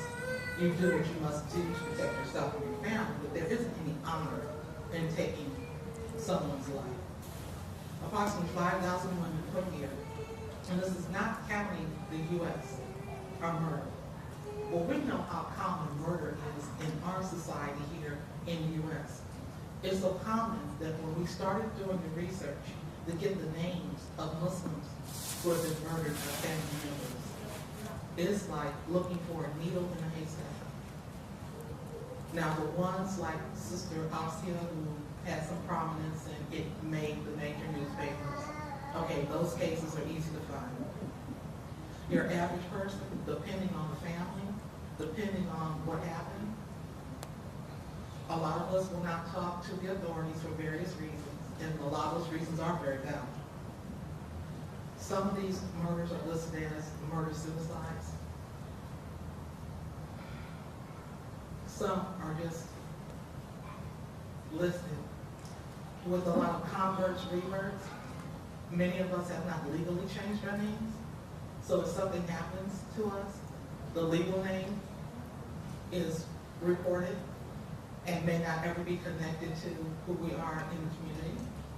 And then there's some communities who will not embrace that on any level.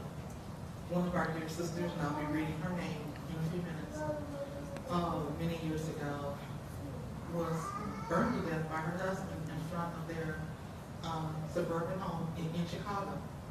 There were witnesses to this. Well, when it was time, the community, they were so upset about this that they had kind of like a commemoration.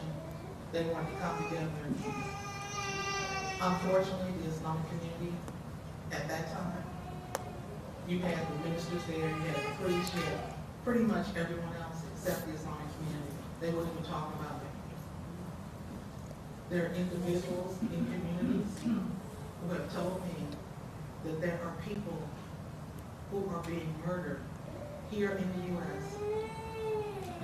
and it's not being reported to the authorities. And the first thing I said, how can this happen? Because many sisters do not have their own identity within the community. You don't see them 2 Fridays a month. Some of these sisters you don't see even at Ramadan or Eid.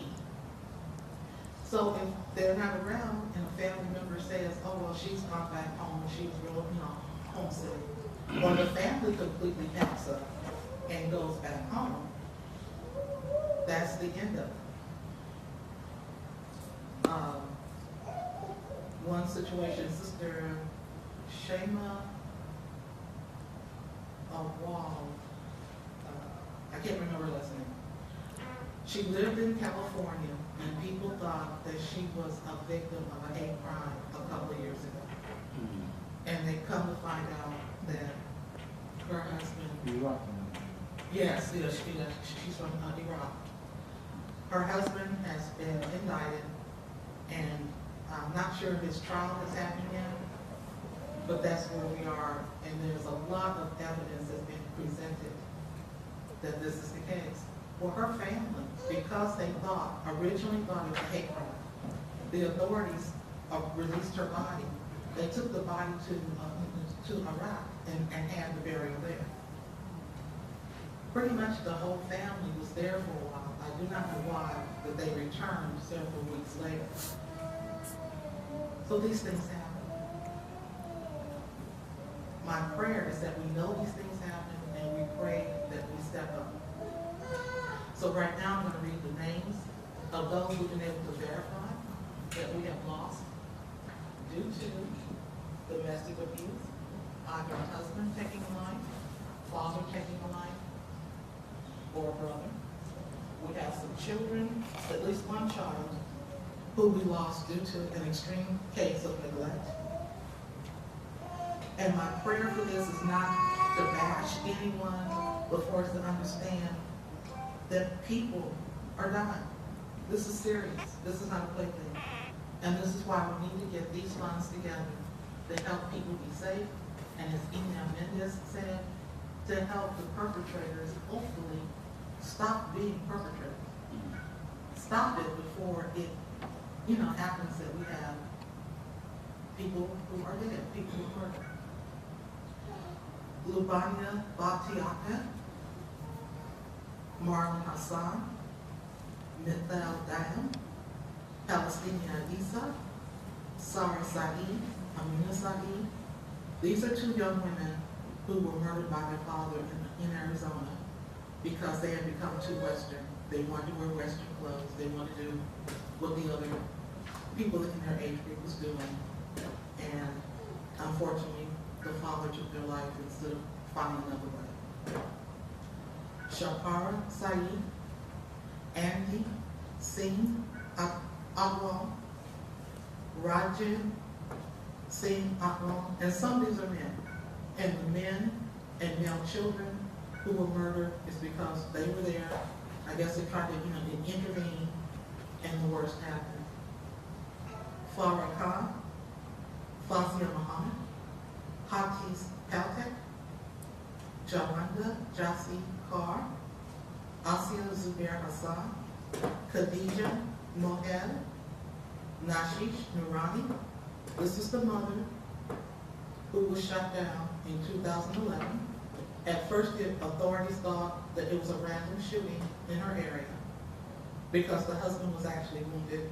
They found out that the husband was having an affair with a non-Muslim woman, and that was the plot to get rid of her. Sandela Kenwal, a young sister here in Metro Atlanta, lived in Jonesboro. She had married a man. It was an arranged marriage, and she decided she didn't want to be in it. She returned home.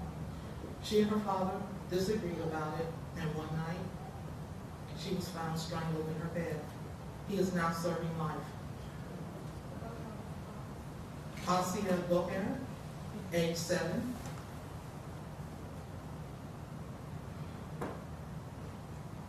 Sadia Goher, age 13. Saeed Goher, age 5. These 3 young children were allowed to visit their father during the time that their mother and father were going through a divorce. And the mother had gone to a safe place in Houston, Texas. And the day that they were supposed to be returned to their mother, they were shot. He is now serving life. Sister Faye, a revert, who was shot in Metro Atlanta in downtown Underground in the early 90s. I knew Sister Faye. She was a jewelry vendor. We used to ride the bus and train together. I used to stand and speak with her in front of her stand in Underground Atlanta. In fact, the only reason why I wasn't there the day she was shot is because I had a meeting and I didn't go downtown like I usually would at that time to buy jewelry from her.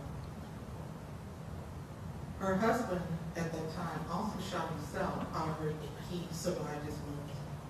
Jeremiah Morton was murdered by his wife in Philadelphia, and he was shot while he slept. They had some disagreements, and unfortunately our sister decided that that was the best way to handle it. Khalil Weems, age 11. This was 2012. He was severely neglected and died of being neglected. Shayla Alawadi, Shanaz Nasami, Noor Alma Lecky, Jessica Modet,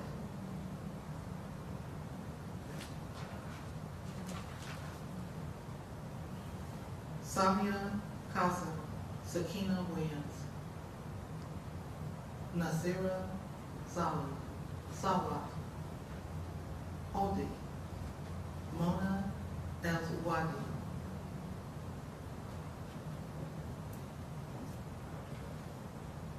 If someone will lead us in a dua, I feel that would be appropriate at this time, and then I will wrap up before my brothers for me.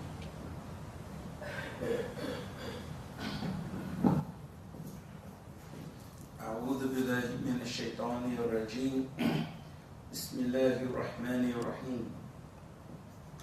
Oh Allah, we ask you, Allah, to put the courage in our hearts to stand up against domestic abuse. Oh Allah, give us the ability to not only stand up against domestic abuse, but make it known to the eye, to the ears and the hearts of those outside of this masjid. Oh Allah, please give resilience to the survivors of domestic abuse. Bring to justice those perpetrators of these horrific crimes.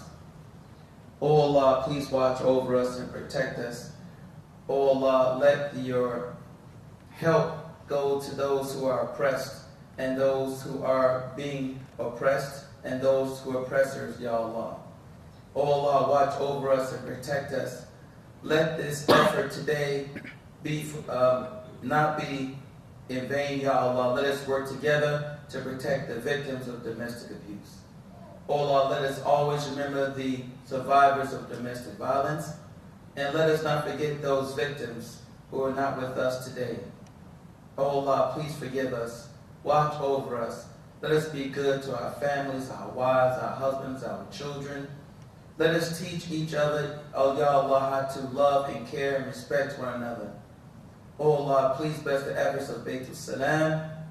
Please bless the efforts of Muslim men against domestic violence in Atlanta. Bless the brothers and sisters here at Masjid Medina Institute here, Ya Allah. Watch over the brothers and sisters here in this gathering. Let them go forward, Ya Allah, to speak up against this horrific crime. Oh Allah, please forgive us. Always give us the ability to send salams upon your last and noble messenger Muhammad sallallahu alayhi wasallam, upon him and his family members, and all those who follow his way until the day of judgment. Oh Allah, please save us from the fire. Oh Allah, save us from the fire. Oh Allah, save us from the fire. Ya Allah, walhamdulillahi rabbil alameen. Okay, it's open forum. Anyone have any questions? We'll try our best to answer them to the best of our ability. If we do not have the answer for you, we will help you get that answer. Yes, ma'am. I have a question for him, because he spoke last, with the lecture that he gave. Okay, Email Mendez? Yeah, Okay. so, Well, why don't you step up here that way you can speak? well, I'm so sorry. But, just mainly I wanted to ask him how, because he was asking us how, that we should come together and help one another, inshallah. So I was wondering if we can just talk and brainstorm with each other about what people, professionals could assist, because there's a lot of people that may not have the skills to assist in basically addressing this issue that has to be addressed. As far as like helping one another for the sake of Allah, whenever there's any need that comes up. So I was just wondering, like from his experience, if he has other people that maybe we can organize more meetings and more inshallah events to see if we can get professionals to come together, because the funds are in America, but it's just a matter of working together with people who are qualified. So I was just wondering what kind of things we do, like not just today, but just maybe in the near future, like a month from now, 2 months from now, if we could get what kind of ideas he may have, because he's asking us to help, but the thing is we have to have a way, some type of plan or goal of how we can actually help. I think that it starts with becoming actively involved with Baitul Salaam and Muslim men against domestic violence, and asking, you have to approach things from two directions. You have to encourage the leadership of whatever masjid you belong to, whatever Islamic school your children may go to raise awareness, be involved in these kinds of issues, and to be in meetings. And then at the same time, you have to organize the people in the local community. People who go to the masjid and people who don't go to the masjid. Most Muslims don't go to the masjid. Right? The vast majority of Muslims, maybe 90% of us, are unmosqued, as they call them. Thirdly, we need to, as I said during my talk, we have a lot of Muslim professionals here in the city, as well as around the country, who are trained, certified counselors, trained, certified psychologists, therapists, who have a lot of experience dealing with every aspect of the problem. The problem of with the abuse, the problem with the abuser, and so we really need to give them a platform in our masjids. And it's important that as many, all 40, 50 masajid in Atlanta are included and targeted. And those Muslims who don't go to the masjid, whether it's through YouTube videos or Facebook or social events, there are a lot of Muslims that will come to cultural events, that won't come to a religious event, So working with the different social, cultural organizations, in the different communities. You really need people who are organizers, community organizers. And there are imams, there are professionals that will assist and support. At the end of the day, we have to get in the trenches. We have to get in the trenches and be very strategic about educating people, getting people the kind of healing that they need, and making sure that they're safe havens for especially our women and children. So it's multifaceted, but I think it starts with supporting them. Sister Hadayai knows a lot more about this than I do. Brother Bilal knows a lot more about this than I do. And just asking them what are the needs, and where's fertile ground, who are the experts in the community, what kind of resources are available, and then having campaigns. Raising money is very easy now with crowdsourced funding, Kickstarter, and there's a Muslim. If you all don't know about this, there's a Muslim crowdfunding website called Launch Good. So these are all ways that we can help remedy the situation. I just want to also say, sister, if those people that you may know, or if you want to find a good way to get things moving, Baitul Salaam is always open for donations. I mean, what Sister Hadayai does for a lot of people, she does a lot of stuff for a lot of people. And she could do a lot more if we had the necessary funding to make it happen. I have personally seen situations where she's literally got people off the street and into a hotel or a place where they can go to reset, recharge, and move on with their life.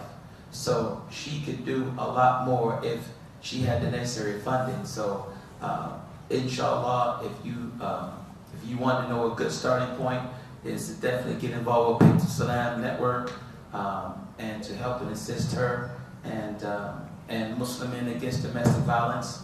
If you know brothers who would like to get more involved in this work, tell them about us and put them in contact with me, via Facebook, so we can work together to try to get the word out to the men here in Atlanta about this horrific situation that we call domestic violence. This is an open forum, so questions are taken. Yes, brother. Yes, there was a sister in the back with her hand up. Yes, I was really amazed by when you spoke about the brother in Islam. And I was amazed that you called him your brother in Islam, which he is, our brother in Islam. But what amazed me is that you still felt that sincerity towards him. And I would like to know what made you feel that, because a lot of times when we found out that someone had done a horrendous act of crime, our nature is just to get away from it and should just separate ourselves from the individual who does such a horrendous crime and acts like that. And I wanted to know, was it because he was remorseful? Because a lot of women that are suffering from domestic abuse and violence sometimes want to feel as though they can't forgive the individual, and that's like one of the hardest parts they're going through. So I would like to know still have that sincerity towards him. Was it because he was remorseful, or what? I don't know if he was remorseful or not. I just know Allah forgives us every day, every second of the day. So if Allah can forgive us for all the things we do, little, not so little, big, who am I to say I can't forgive? Now, forgiving doesn't necessarily mean it's okay. We can all grab hands and skip over to the mall. But we must. We can't enter paradise if we have that on our hearts. So we have to learn how to forgive, just for the sake of Allah. And remember, Allah forgives us every second of the day. Yes, sister. And I wanted to add into what you said. That's the first step of the healing process for anyone that's been in domestic violence. If you cannot go forward to forgive the person, not going to them and telling them, okay, I forgive you, but in your heart, to forgive them and let go, you will never be able to come out of it. And you will find yourself with so much anger that you're going to reproduce everything that he or she did to you through your children or somebody else that you will find that is closer to you. You're correct, sister. We have a lot of walking wounded in our community. And as difficult as it is, and I'm not going to lie and say it happens overnight, but you have to do it. You have no choice. You cannot enter paradise with that on your heart. You have to forgive just for the sake of the lie. You have to forgive. You have to learn how to forgive.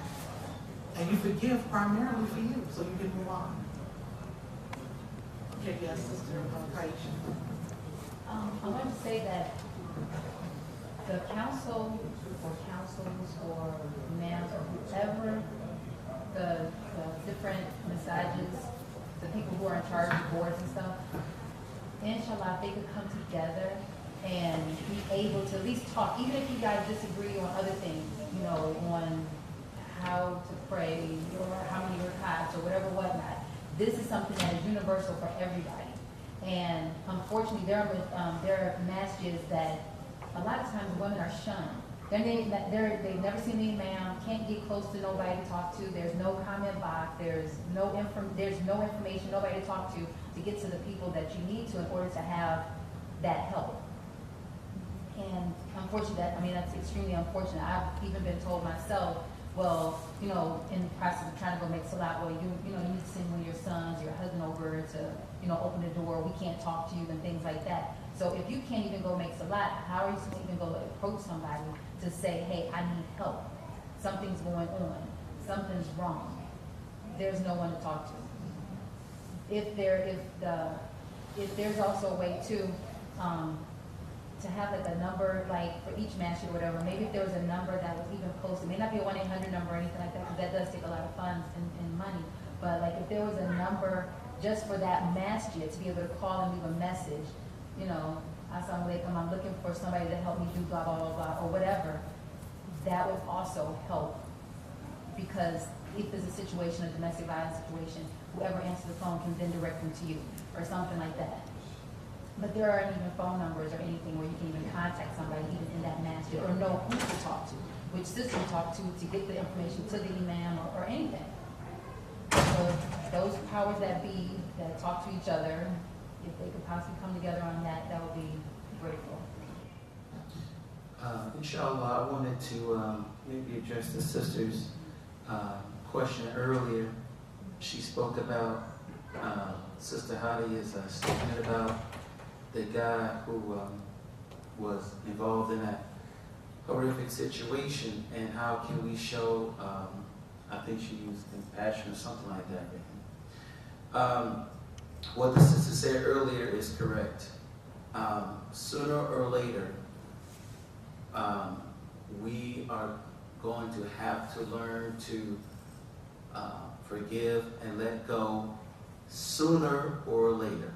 If we don't, it's going to eat you up inside, and it will be a source of hardship for the person, because when you harbor ill feelings for the other person, it's not doing them any good. It's actually you're killing yourself, actually. But, it doesn't happen overnight. I can say forgive, but that doesn't necessarily mean you forget. Okay, it means that you learn from that situation and you build on it and empower yourself. But sooner or later, you're going to have to deal with that. There was a man, the Messenger of Allah, Salaam, had told someone, he said, that particular man he's guaranteed Jannah, he's guaranteed paradise. And one of the Sahabi wanted to know exactly what he did, what he was doing that would earn him paradise. So he followed him and watched him and went to his house and just monitored him and watched him and see if he did anything different. What did he do that the Messenger of Allah said, that man, he's promised paradise? So he watched him. He prayed. He did this. He didn't do anything out of the ordinary. And he watched him, and he actually stayed with him for a number of nights and actually watched him and see, did he get up for tahajjud? He didn't do anything nobody else was doing, so he was perplexed. So he asked him. The Messenger of Allah said that you are guaranteed paradise. What is it that you're doing? I watched you and you didn't do anything different than the rest of us are doing. And the man said, I don't know. All I know is that when I go to bed at night, I go to bed not harboring any resentment or anger for another Muslim. I will just go to sleep every night, clearing my heart, not having any anger or resentment for another Muslim. That's all I would do. Now again, does that mean that you forget what happened? Does that mean that you say go down the street and sing Kumbaya and skate to the mall and we buddy chummy chummy? No, it don't mean that. Oh, what's the hadith of him? The Prophet said a Muslim is not bitten in the same hole twice. You know the hadith, right? So what's that babe? First, shame on me once. What's that? What is it? What's it again? Then shame on me the second time, right? So, but yes, sooner or later, those who are the survivors of domestic abuse, sooner or later you would have to come to that and say, you know what? This is what happened. I'm going to let go. I feel sorry for you, but this is me now. And I'm moving forward in my life. I'm going to pray for you. But somehow you would have to come to terms with that, because if you don't, like the sister said, it's going to eat you up on the inside. All kind of psychological health problems is going to happen. It doesn't happen overnight. I'm not saying it's easy.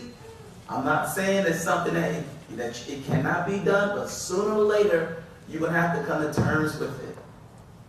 And it's actually going to make you a stronger person if you deal with it, inshallah. It's not easy. And my hat's off to those who can do it. But if you really want to move forward in your life, like I said, finding your self-worth, sooner or later, you're going to have to say, you know what?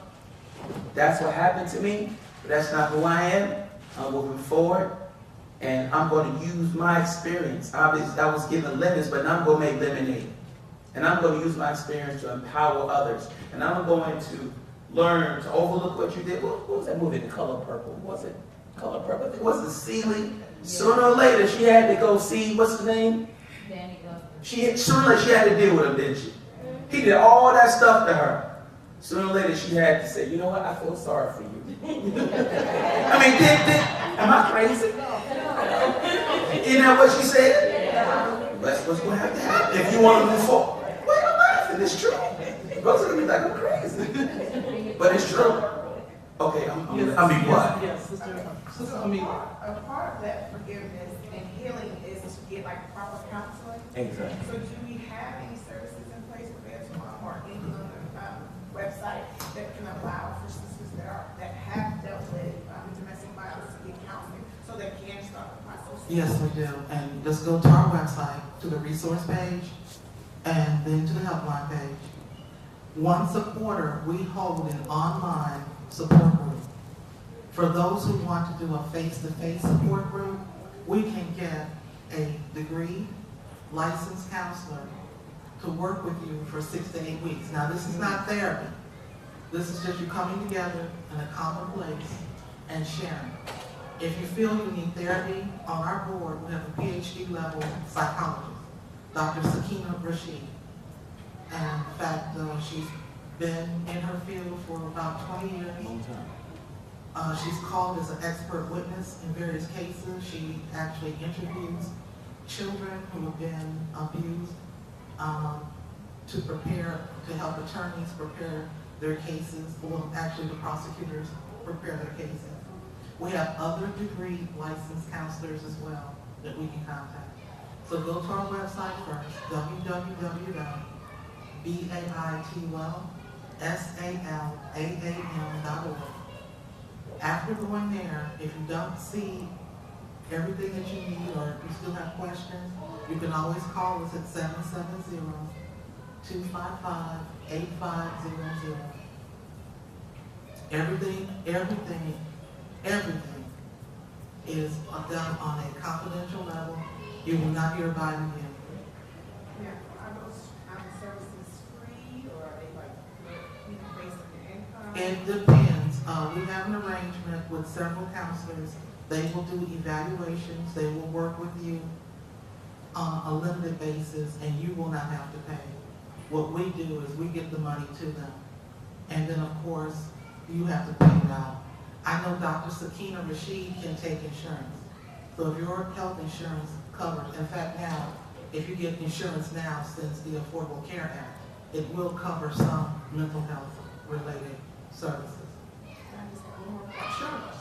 The last part was, from an Islamic stance, how does, suppose a brother, has a heavy hand, how from an Islamic stance, how do you tell another sister, that, maybe he's interested in her for marriage?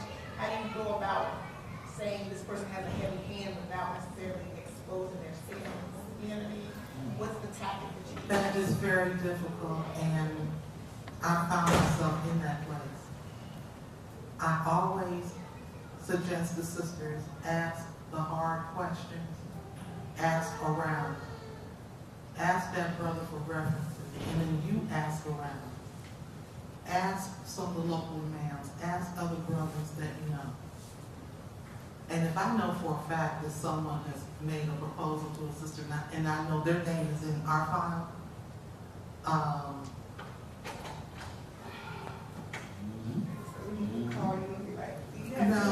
No, seriously, I don't like it. I mean, it's hard. It's not hard for me because that's criminal behavior. But I can't know something, know that you're headed toward harm, know for a fact. Now, I'm not talking about any gossip, because if a brother's name is in our file, it's in there because it's been reported to the authorities. So it's not, there's no he said, she said, or whatever. I just wanted to add that if, Prophet Muhammad sallallahu alaihi wasallam said that if, I'm paraphrasing the hadith, but if someone's asking you for your advice about going into business with someone or marrying someone, then it's permissible to be as frank and honest about that person's habits, their weaknesses, as is necessary to prevent the person asking you for advice from harm. It's your Islamic obligation to expose that person's faults to the degree necessary to avert harm. You don't have to go through every single case in their history. You don't have to bring up their dossier and this is what you know. You don't have to do all that. But if a brother has a problem with battering women, that's not a heavy hand. That's a haram hand. Right? And you need to be very honest. And it's your duty as a Muslimah to let whoever's asking your advice about marrying that brother, you have to let her know. You have to let her know. So there's no covering sins when it comes to that, because you're dealing with someone's life. And do we have like spreadsheets at like the local masjids for imams that, have sit downs or, you know what I mean? Like, To be fair, there's some of our imams who are trying. They need our help. We can't just dump it all on them. We have to let them know, brother imam, I'm here to help you. This is what I can do. This is what I'm willing to do. This is how much time I can spend. We have to let them know that we're there for them. And then there's some things we need to do ourselves. If you'll go on Facebook and in the search column type in Baitul Salaam, most of our activities and groups will come up. We have a page called The Bus Stop. And it's no gossip, it's absolute fact. If your name shows up on there, there's documents about you. Going back to Sister Hamila, one sister came to me, and although I didn't have any difficulty about telling her, I just know sometimes when we think we're in love, or we think we're infatuated, or we think we've found someone that's good. And again, the shimmer is there. They have the right house, the right car, they have the right education. They may even have imams as friends. They may have even been referred by people that you know are good people. I just let a sister know, if I was your age, if she's not in my age group, if I was your age in the place that you are right now, I would marry and leave it at that. A sister did that for me. And once that sister said, I would marry him and I wouldn't let him marry my daughter, I knew then I needed to do some more searching. And when I did, oh boy, and all praise is due to Allah. I didn't fall in that hole. I wanted to make a mention to the sister. There's a hadith you can find in Ibn Majah's collection where a woman came to the Prophet ﷺ and she asked him about a certain brother that she wanted to marry, and then the Prophet ﷺ told her he is a beater of women. So even the Messenger of Allah, if he knew of a situation, he told that sister he is a beater of women. So if the Messenger of Allah, if he told this woman to basically watch out, he's a beater of women, and if you know her brother's doing the exact same thing, then like the Imam said, you got to make it plain. Make it known, because this is your sister. It's like you said, the Imam said, this could be her life. So you're obligated. And watch out for the Wali hookup. Were you hear what I talk about the Wali hookup? Ask somebody about the Wali hookup, because it's real. Lots of us fall victim for that. Yes, one time it's still considered that person needs to be on a caution list. Like if you've heard, like maybe they went to anger management, counseling, and all that. But even if it's one time, it still needs to be known that that person has a history of domestic violence. Sister Hamila, how do you, and I know you all know the same as you, how do you handle situations with people? How many people have you hit? Okay. Okay. We have a standard, period. And we have a higher standard as Muslims. There's some people, they've given me every valid reason to get a baseball bat and just, they just swing until I just get tired. And then take a nap and wake up and swing some more. However, that's not the way to handle problems. Now, temporarily, that may get them out of my way, but then I have another problem. I'm facing 10 to 15 years minimum for assaulting someone. So no, that's not the answer.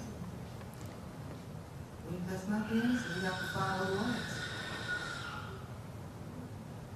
Brothers, anyone else? Yes, sister.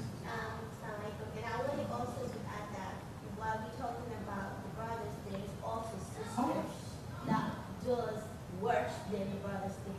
The brothers are physically much more stronger than us, but some women are so emotionally and minded sick that they will do worse damage to a man. It goes both ways. There are men who have come to us. I usually refer them to Brother Bilal or to one of the professionals. We have some, like I read the name of a brother who was murdered by his wife. He was shot in his bed because something had come between them. He had never been known to harm her or whatever, physically or even to emotionally. He made a decision he felt he was due to make, and she felt, for some reason, she couldn't handle it. And while he slept, she shot him.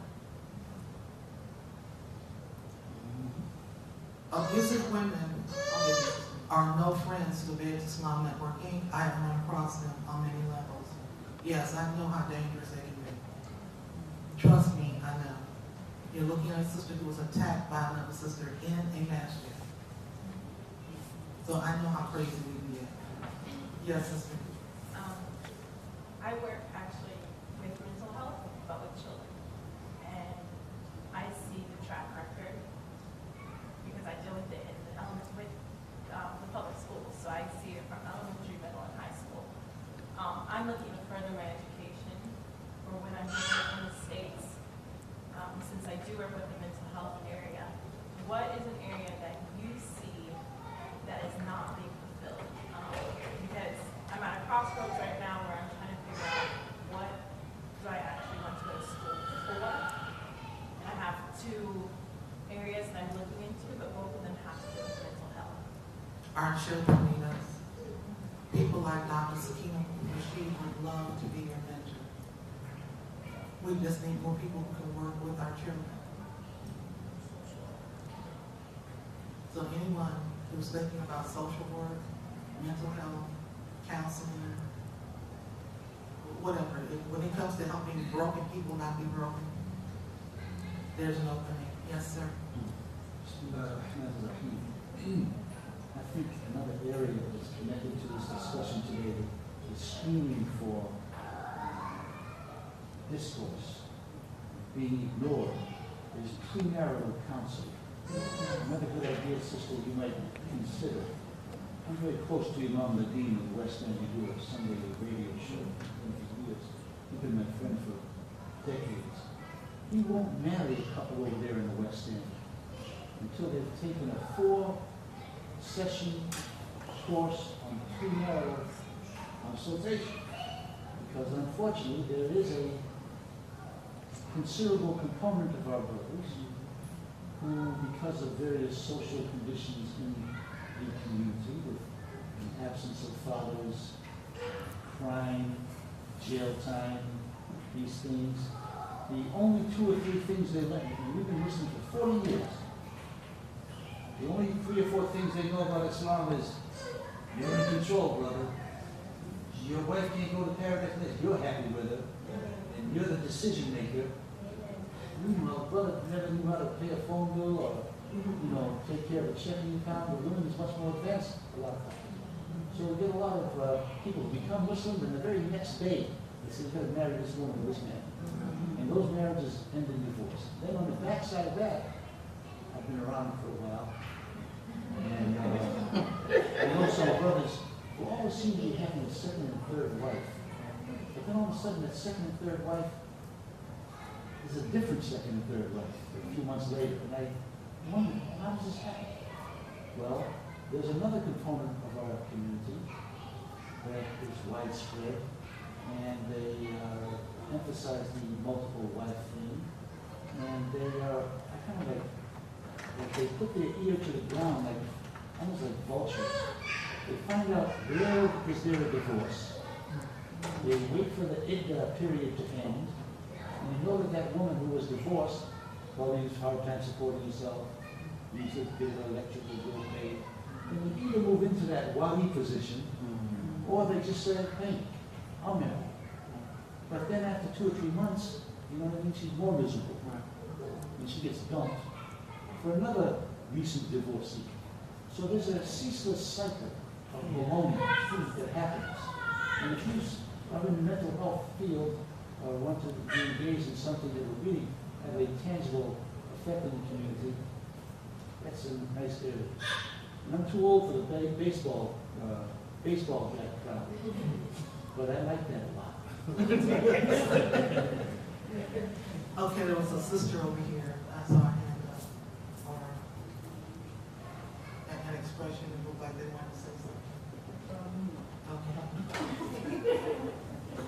I guess it's really to follow what Mr. had just said.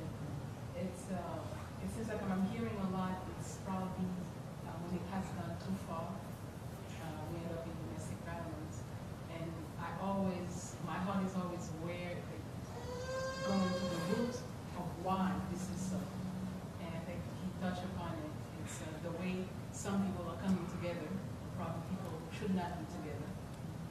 And I'm wondering in my mind, it's like, what do you do to prepare people who decide to get married and procreate, so that we, I guess, curtail domestic violence? You know, what are we doing in the front end? Because it's like you become Muslim, you're a man, you're a woman, and you want to be married. And sometimes people who don't have any degrees or anything can say, well,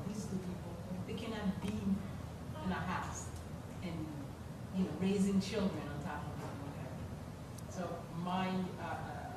definitely, when we get to the point where we have domestic violence, we have to have certain things in place. But I'm wondering, even tied up with what you're doing, what do you do in the front end to help get as more possible those who should be together to be together? No, we do not work specifically in like matchmaking or putting people together, but we do a lot of education. Formal education sessions like this are similar to this. We have a radio show that we use for education, and it's on Blog Talk Radio every Sunday. And I'm going to give out the link. It's long, and so you need to repeat it fine. It's Blog Talk Radio, BLOG talkradio.com /Baitul. We're on the air almost every Sunday, 11 a.m. And we talk about a variety of subjects. We work with some local Muslim schools and communities who will allow us to come in. We have to have a multifaceted approach to this.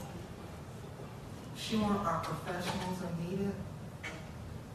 All of us can help someone. We can begin by helping people ourselves, then people in our families, making sure that they have this, as our brother spoke about earlier, that good self-esteem.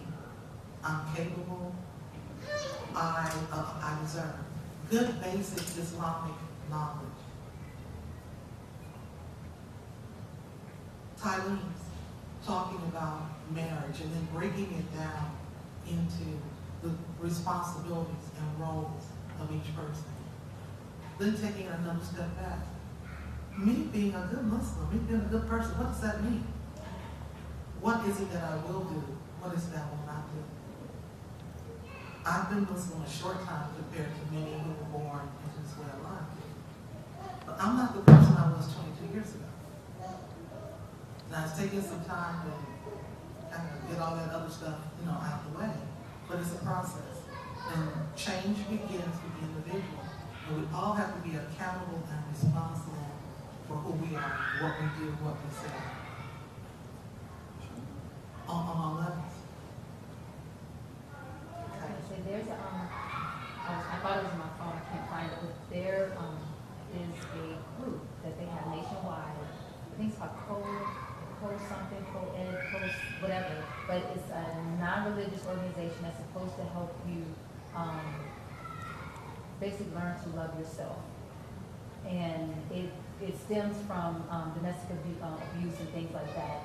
And these are like council groups that they meet together just to teach those topics that you were referring to, how to actually put them into to apply them and how to love yourself. Because once you love yourself, then you lose, you give off that, and you get off what it is that you are, who you are, and so you will attract who you are. Oh. That's true. No, that's good.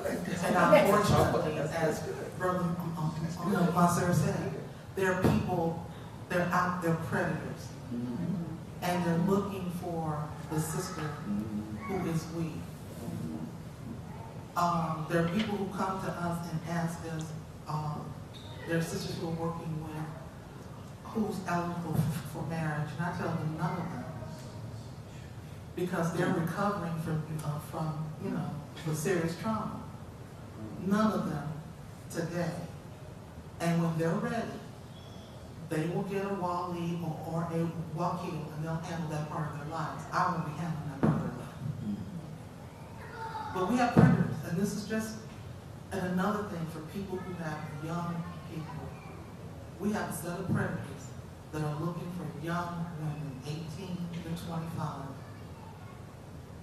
And I will be very cautious. I'm not saying every brother that wants a young wife is someone negative or whatever, but you have to think about this. You're 45 years old and you want an 18-year-old wife.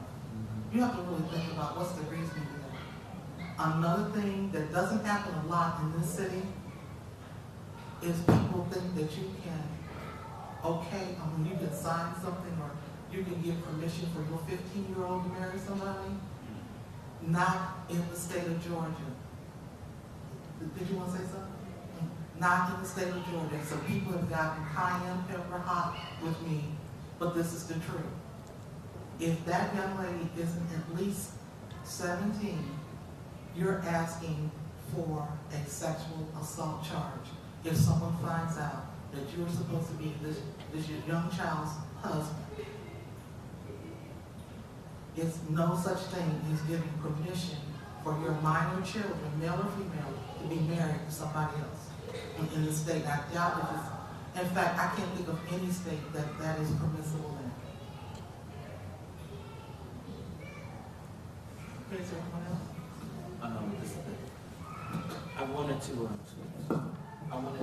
The sister mentioned about loving yourself and applying it.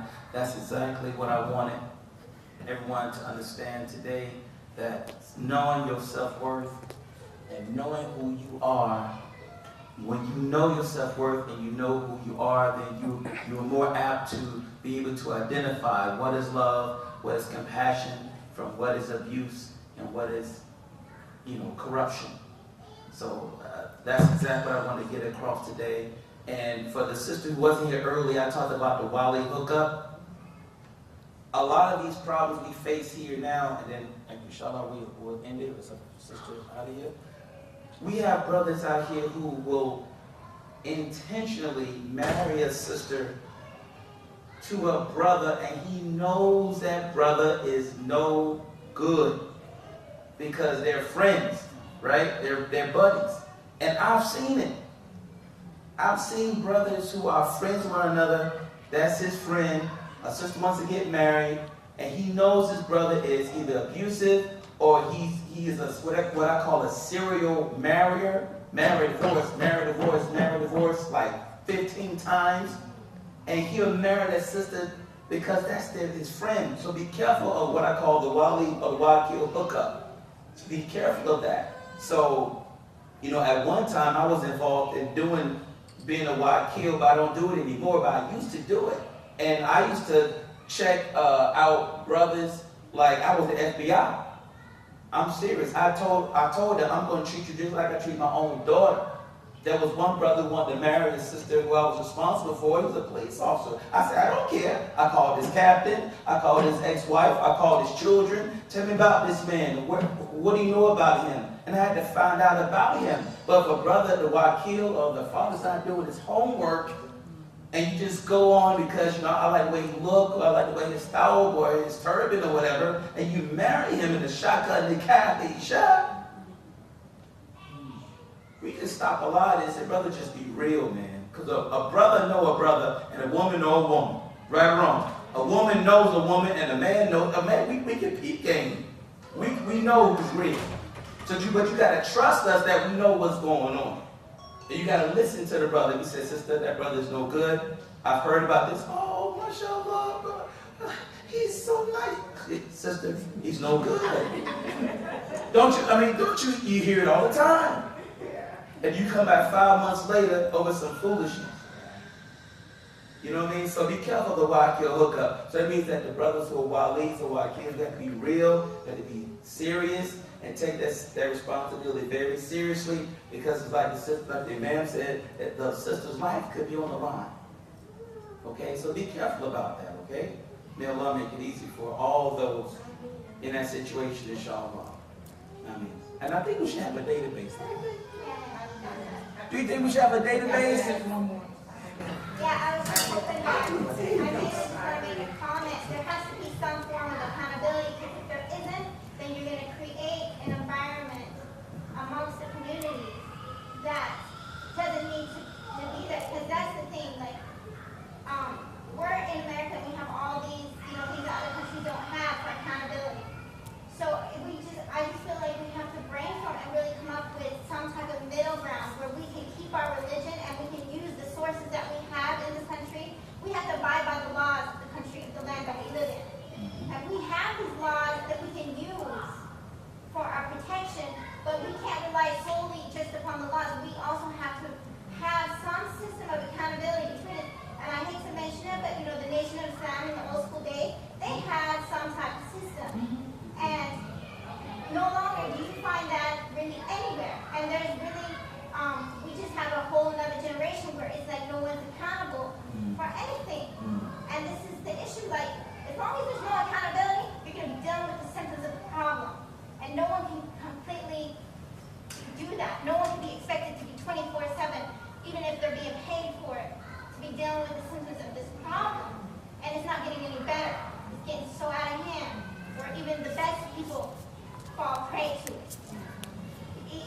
whether they're the predators or the one that's been preyed upon.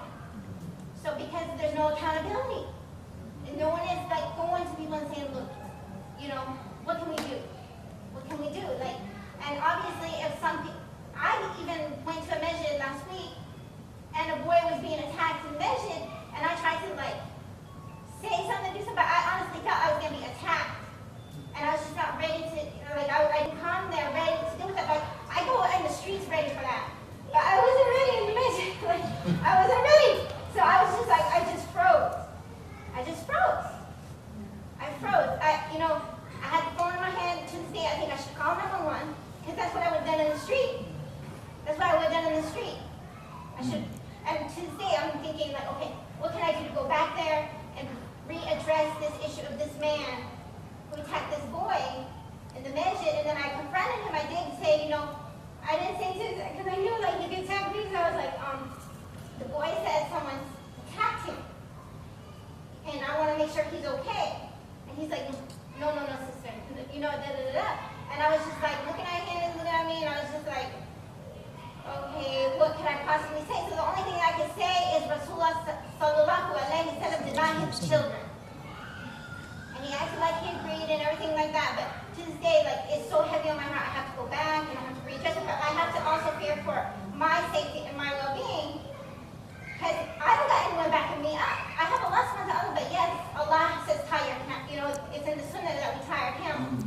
We don't just say, I rely on Allah and just go out and just do whatever it is that we do. And we don't safeguard, we don't use all the means that Allah has given us. So this is just the issue. I just feel like if we can come together, even with a database, in any type of form where it's legal, where you can legally say certain things, or legally hold people accountable, inshallah, then that would be, some type of relief, inshallah. But then Allah knows best. But if we could just find some way to basically hold people more accountable, not only the people, but our own selves. Like you said, it starts with yourself. But it's just like it's hard to sometimes deal with yourself if you're dealing with all this unaccountability around you, and you're just like, you're basically in survival mode. Everyone has to, no one wants to be in the street, no one wants to be in the court system, no one wants to be, like basically have all their business out there. But it's just, so that's why we just push it away. No one wants to just like put themselves out there to be vulnerable to any type of attack that they already trying to deal with, whatever it is that they have to deal with. So if we can't do it as individuals, we have to do it as a community. We have to have something, not just self-accountability, but as a community where we hold people to account. Even if we just talk to them. If you're afraid to talk to them, maybe by yourself, come to them with someone else. But that's the issue we're finding. Who can we come to and say, can you come with me? Can we go talk to this person and just see what's going on, inshallah. Even if we can't come to a resolution, at least try to, inshallah, communicate, and make dua and ask Allah. Because no one's, this is not accountability. I know in Britain or the UK, they have even Islamic court. When you get divorced or whatever, because a lot of times we don't have a court system or anything, like we get divorced, where's the kids go to or what happened. So I know even though it's a non-Muslim country, the UK and Britain, they're able to have scholars basically rule between couples. We do. I know in Fulton County they have what they call, mediation. You don't always have to go and have a hearing before a judge. They have people who actually mediate, and some of those people who do that work are Muslims, and some they will call in Muslims. There's some imams that are called in from time to time, and other people who have that knowledge. But again, it's a multifaceted approach. There's a lot out there. All hands on deck. Is there anyone else with a question, or you have, yes, sister? I think so also is very careless and very responsible. Think about the list that you have read, and one of the biggest things that you said about, those are just some of the ones that you check your database, and I really feel as though it's a larger issue that is more widespread, and that is HIV amongst the Muslim community. So many women, men, and children are dying from HIV because when a lot of these sisters get married, they don't get their spouse tested. And that is a very dangerous thing to do, or something happened in a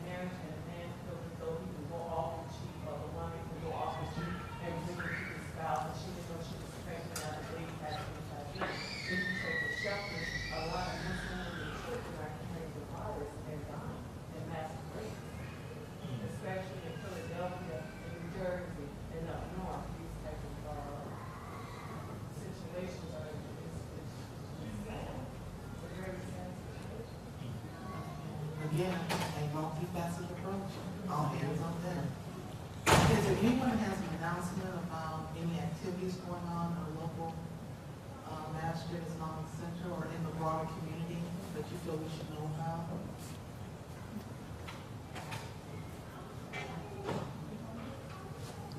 I don't have the flyer. Okay. At the DMC, which is Deen Center, is located in Lilburn, Georgia. You guys, I'm not sure who all got a flyer, but whoever did, I do have some more. We are having on February 22nd, between 2 o'clock and 4:30. It is the marriage first aid kit. It's for men, women, couples, singles are also welcome. And I do not know how to pronounce the sister's name.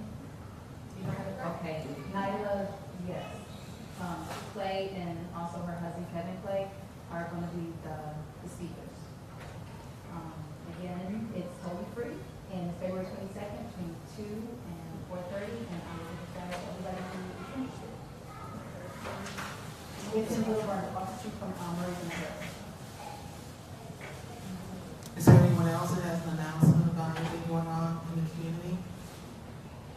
Okay, I'm going to take a couple of minutes and be real selfish and remind, if you're on Facebook, in the search boxes, type in our name, and most of our activities will come up. The phone number you can call is 770-255-8500. Our website is baitul.org, BAITUL.SALAAM.org. And of course, if you're not doing anything tomorrow morning, 11 a.m., you can tune into Blog Talk Radio /Salaam. Our topic this month is the math of charity. And we talk about how people can donate small sums of money, but it takes a lot of them doing it, and how simple it is. We can get it done. We can do it. The Baitul organization sends money to Ghana once a month. We try to send at least $100. And for us, $100 is a small amount of money in most cases. We send it to an Islamic school that has approximately 50 orphans. It's in Eastern Ghana, small village. Many of the adults, for various reasons, died. The village did not turn the children away. They support those children, so we help them support the children. When we send them $100, they can feed all 50 children for 2 weeks. So this is a great way to make up missed days from past Ramadan fast, a great way to get some great blessings. Everything has been checked out. If you want verification on anything, we can provide that. We can put you in contact with the schoolmaster. We've had people who have delivered items from America to them. They have witnessed the school. We have photos on Facebook of the school, of the children. And again, we can contact you, get you connected with Brother Siraj Babu, who's their instructor. Okay, this table over here, there's some written materials, pamphlets from another group called Sakina, the Sakina Project. It's a collaborative group of many of us who've come together around the country, working on various issues that we've talked about today. There's buttons over there. There's a basket for donations, and there's some retail items that have been donated for us to raise money. So on your way out, if you want to drop a donation, if something you want to pick up, just let me know. And that will help a lot. Right now we have 3 individuals that we're raising money for to keep their utilities on next week. All 3 are low-income elderly, 55 and older. Because of the cold snap, their utility bills went up. They went above their income, and so they're coming to us just for temporary relief for their utilities. So that's all I have to say. I want to thank you so very much, all of you, for your time, for your patience. I'd like to thank Email Mendez again, this wonderful community.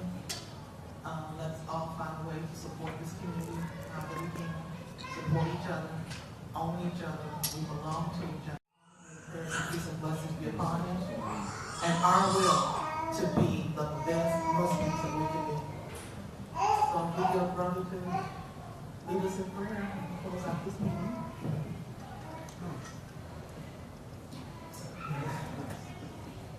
I'm going on fumes. I might say something. Bismillahirrahmanirrahim. Alhamdulillah Rabbil Alameen. Oh Allah, thank you for this effort. Oh Allah, please forgive us. Let it be with us when we stand before you, Ya Allah. Oh Allah, watch over us, protect us, and guide us. Always give us the ability to say salam upon your last and noble messenger Muhammad sallallahu alayhi wa sallam, upon him and his family members and all those who follow his way into the day of judgment. أعوذ بالله من الشيطان الرجيم بسم الله الرحمن الرحيم والعصر إن الإنسان لفي خسر إلا الذين آمنوا وعملوا الصالحات وتواصوا بالحق وتواصوا بالصبر. السلام عليكم ورحمة الله وبركاته. أعوذ بالله من الشيطان الرجيم. بسم الله الرحمن الرحيم. يا أيها الناس اتقوا ربكم الذي خلقكم من نفس واحدة وخلق منها زوجها وبث منهما رجالا كثيرا ونساء واتقوا الله الذي تساءلون به والأرحام إن الله كان عليكم رقيبا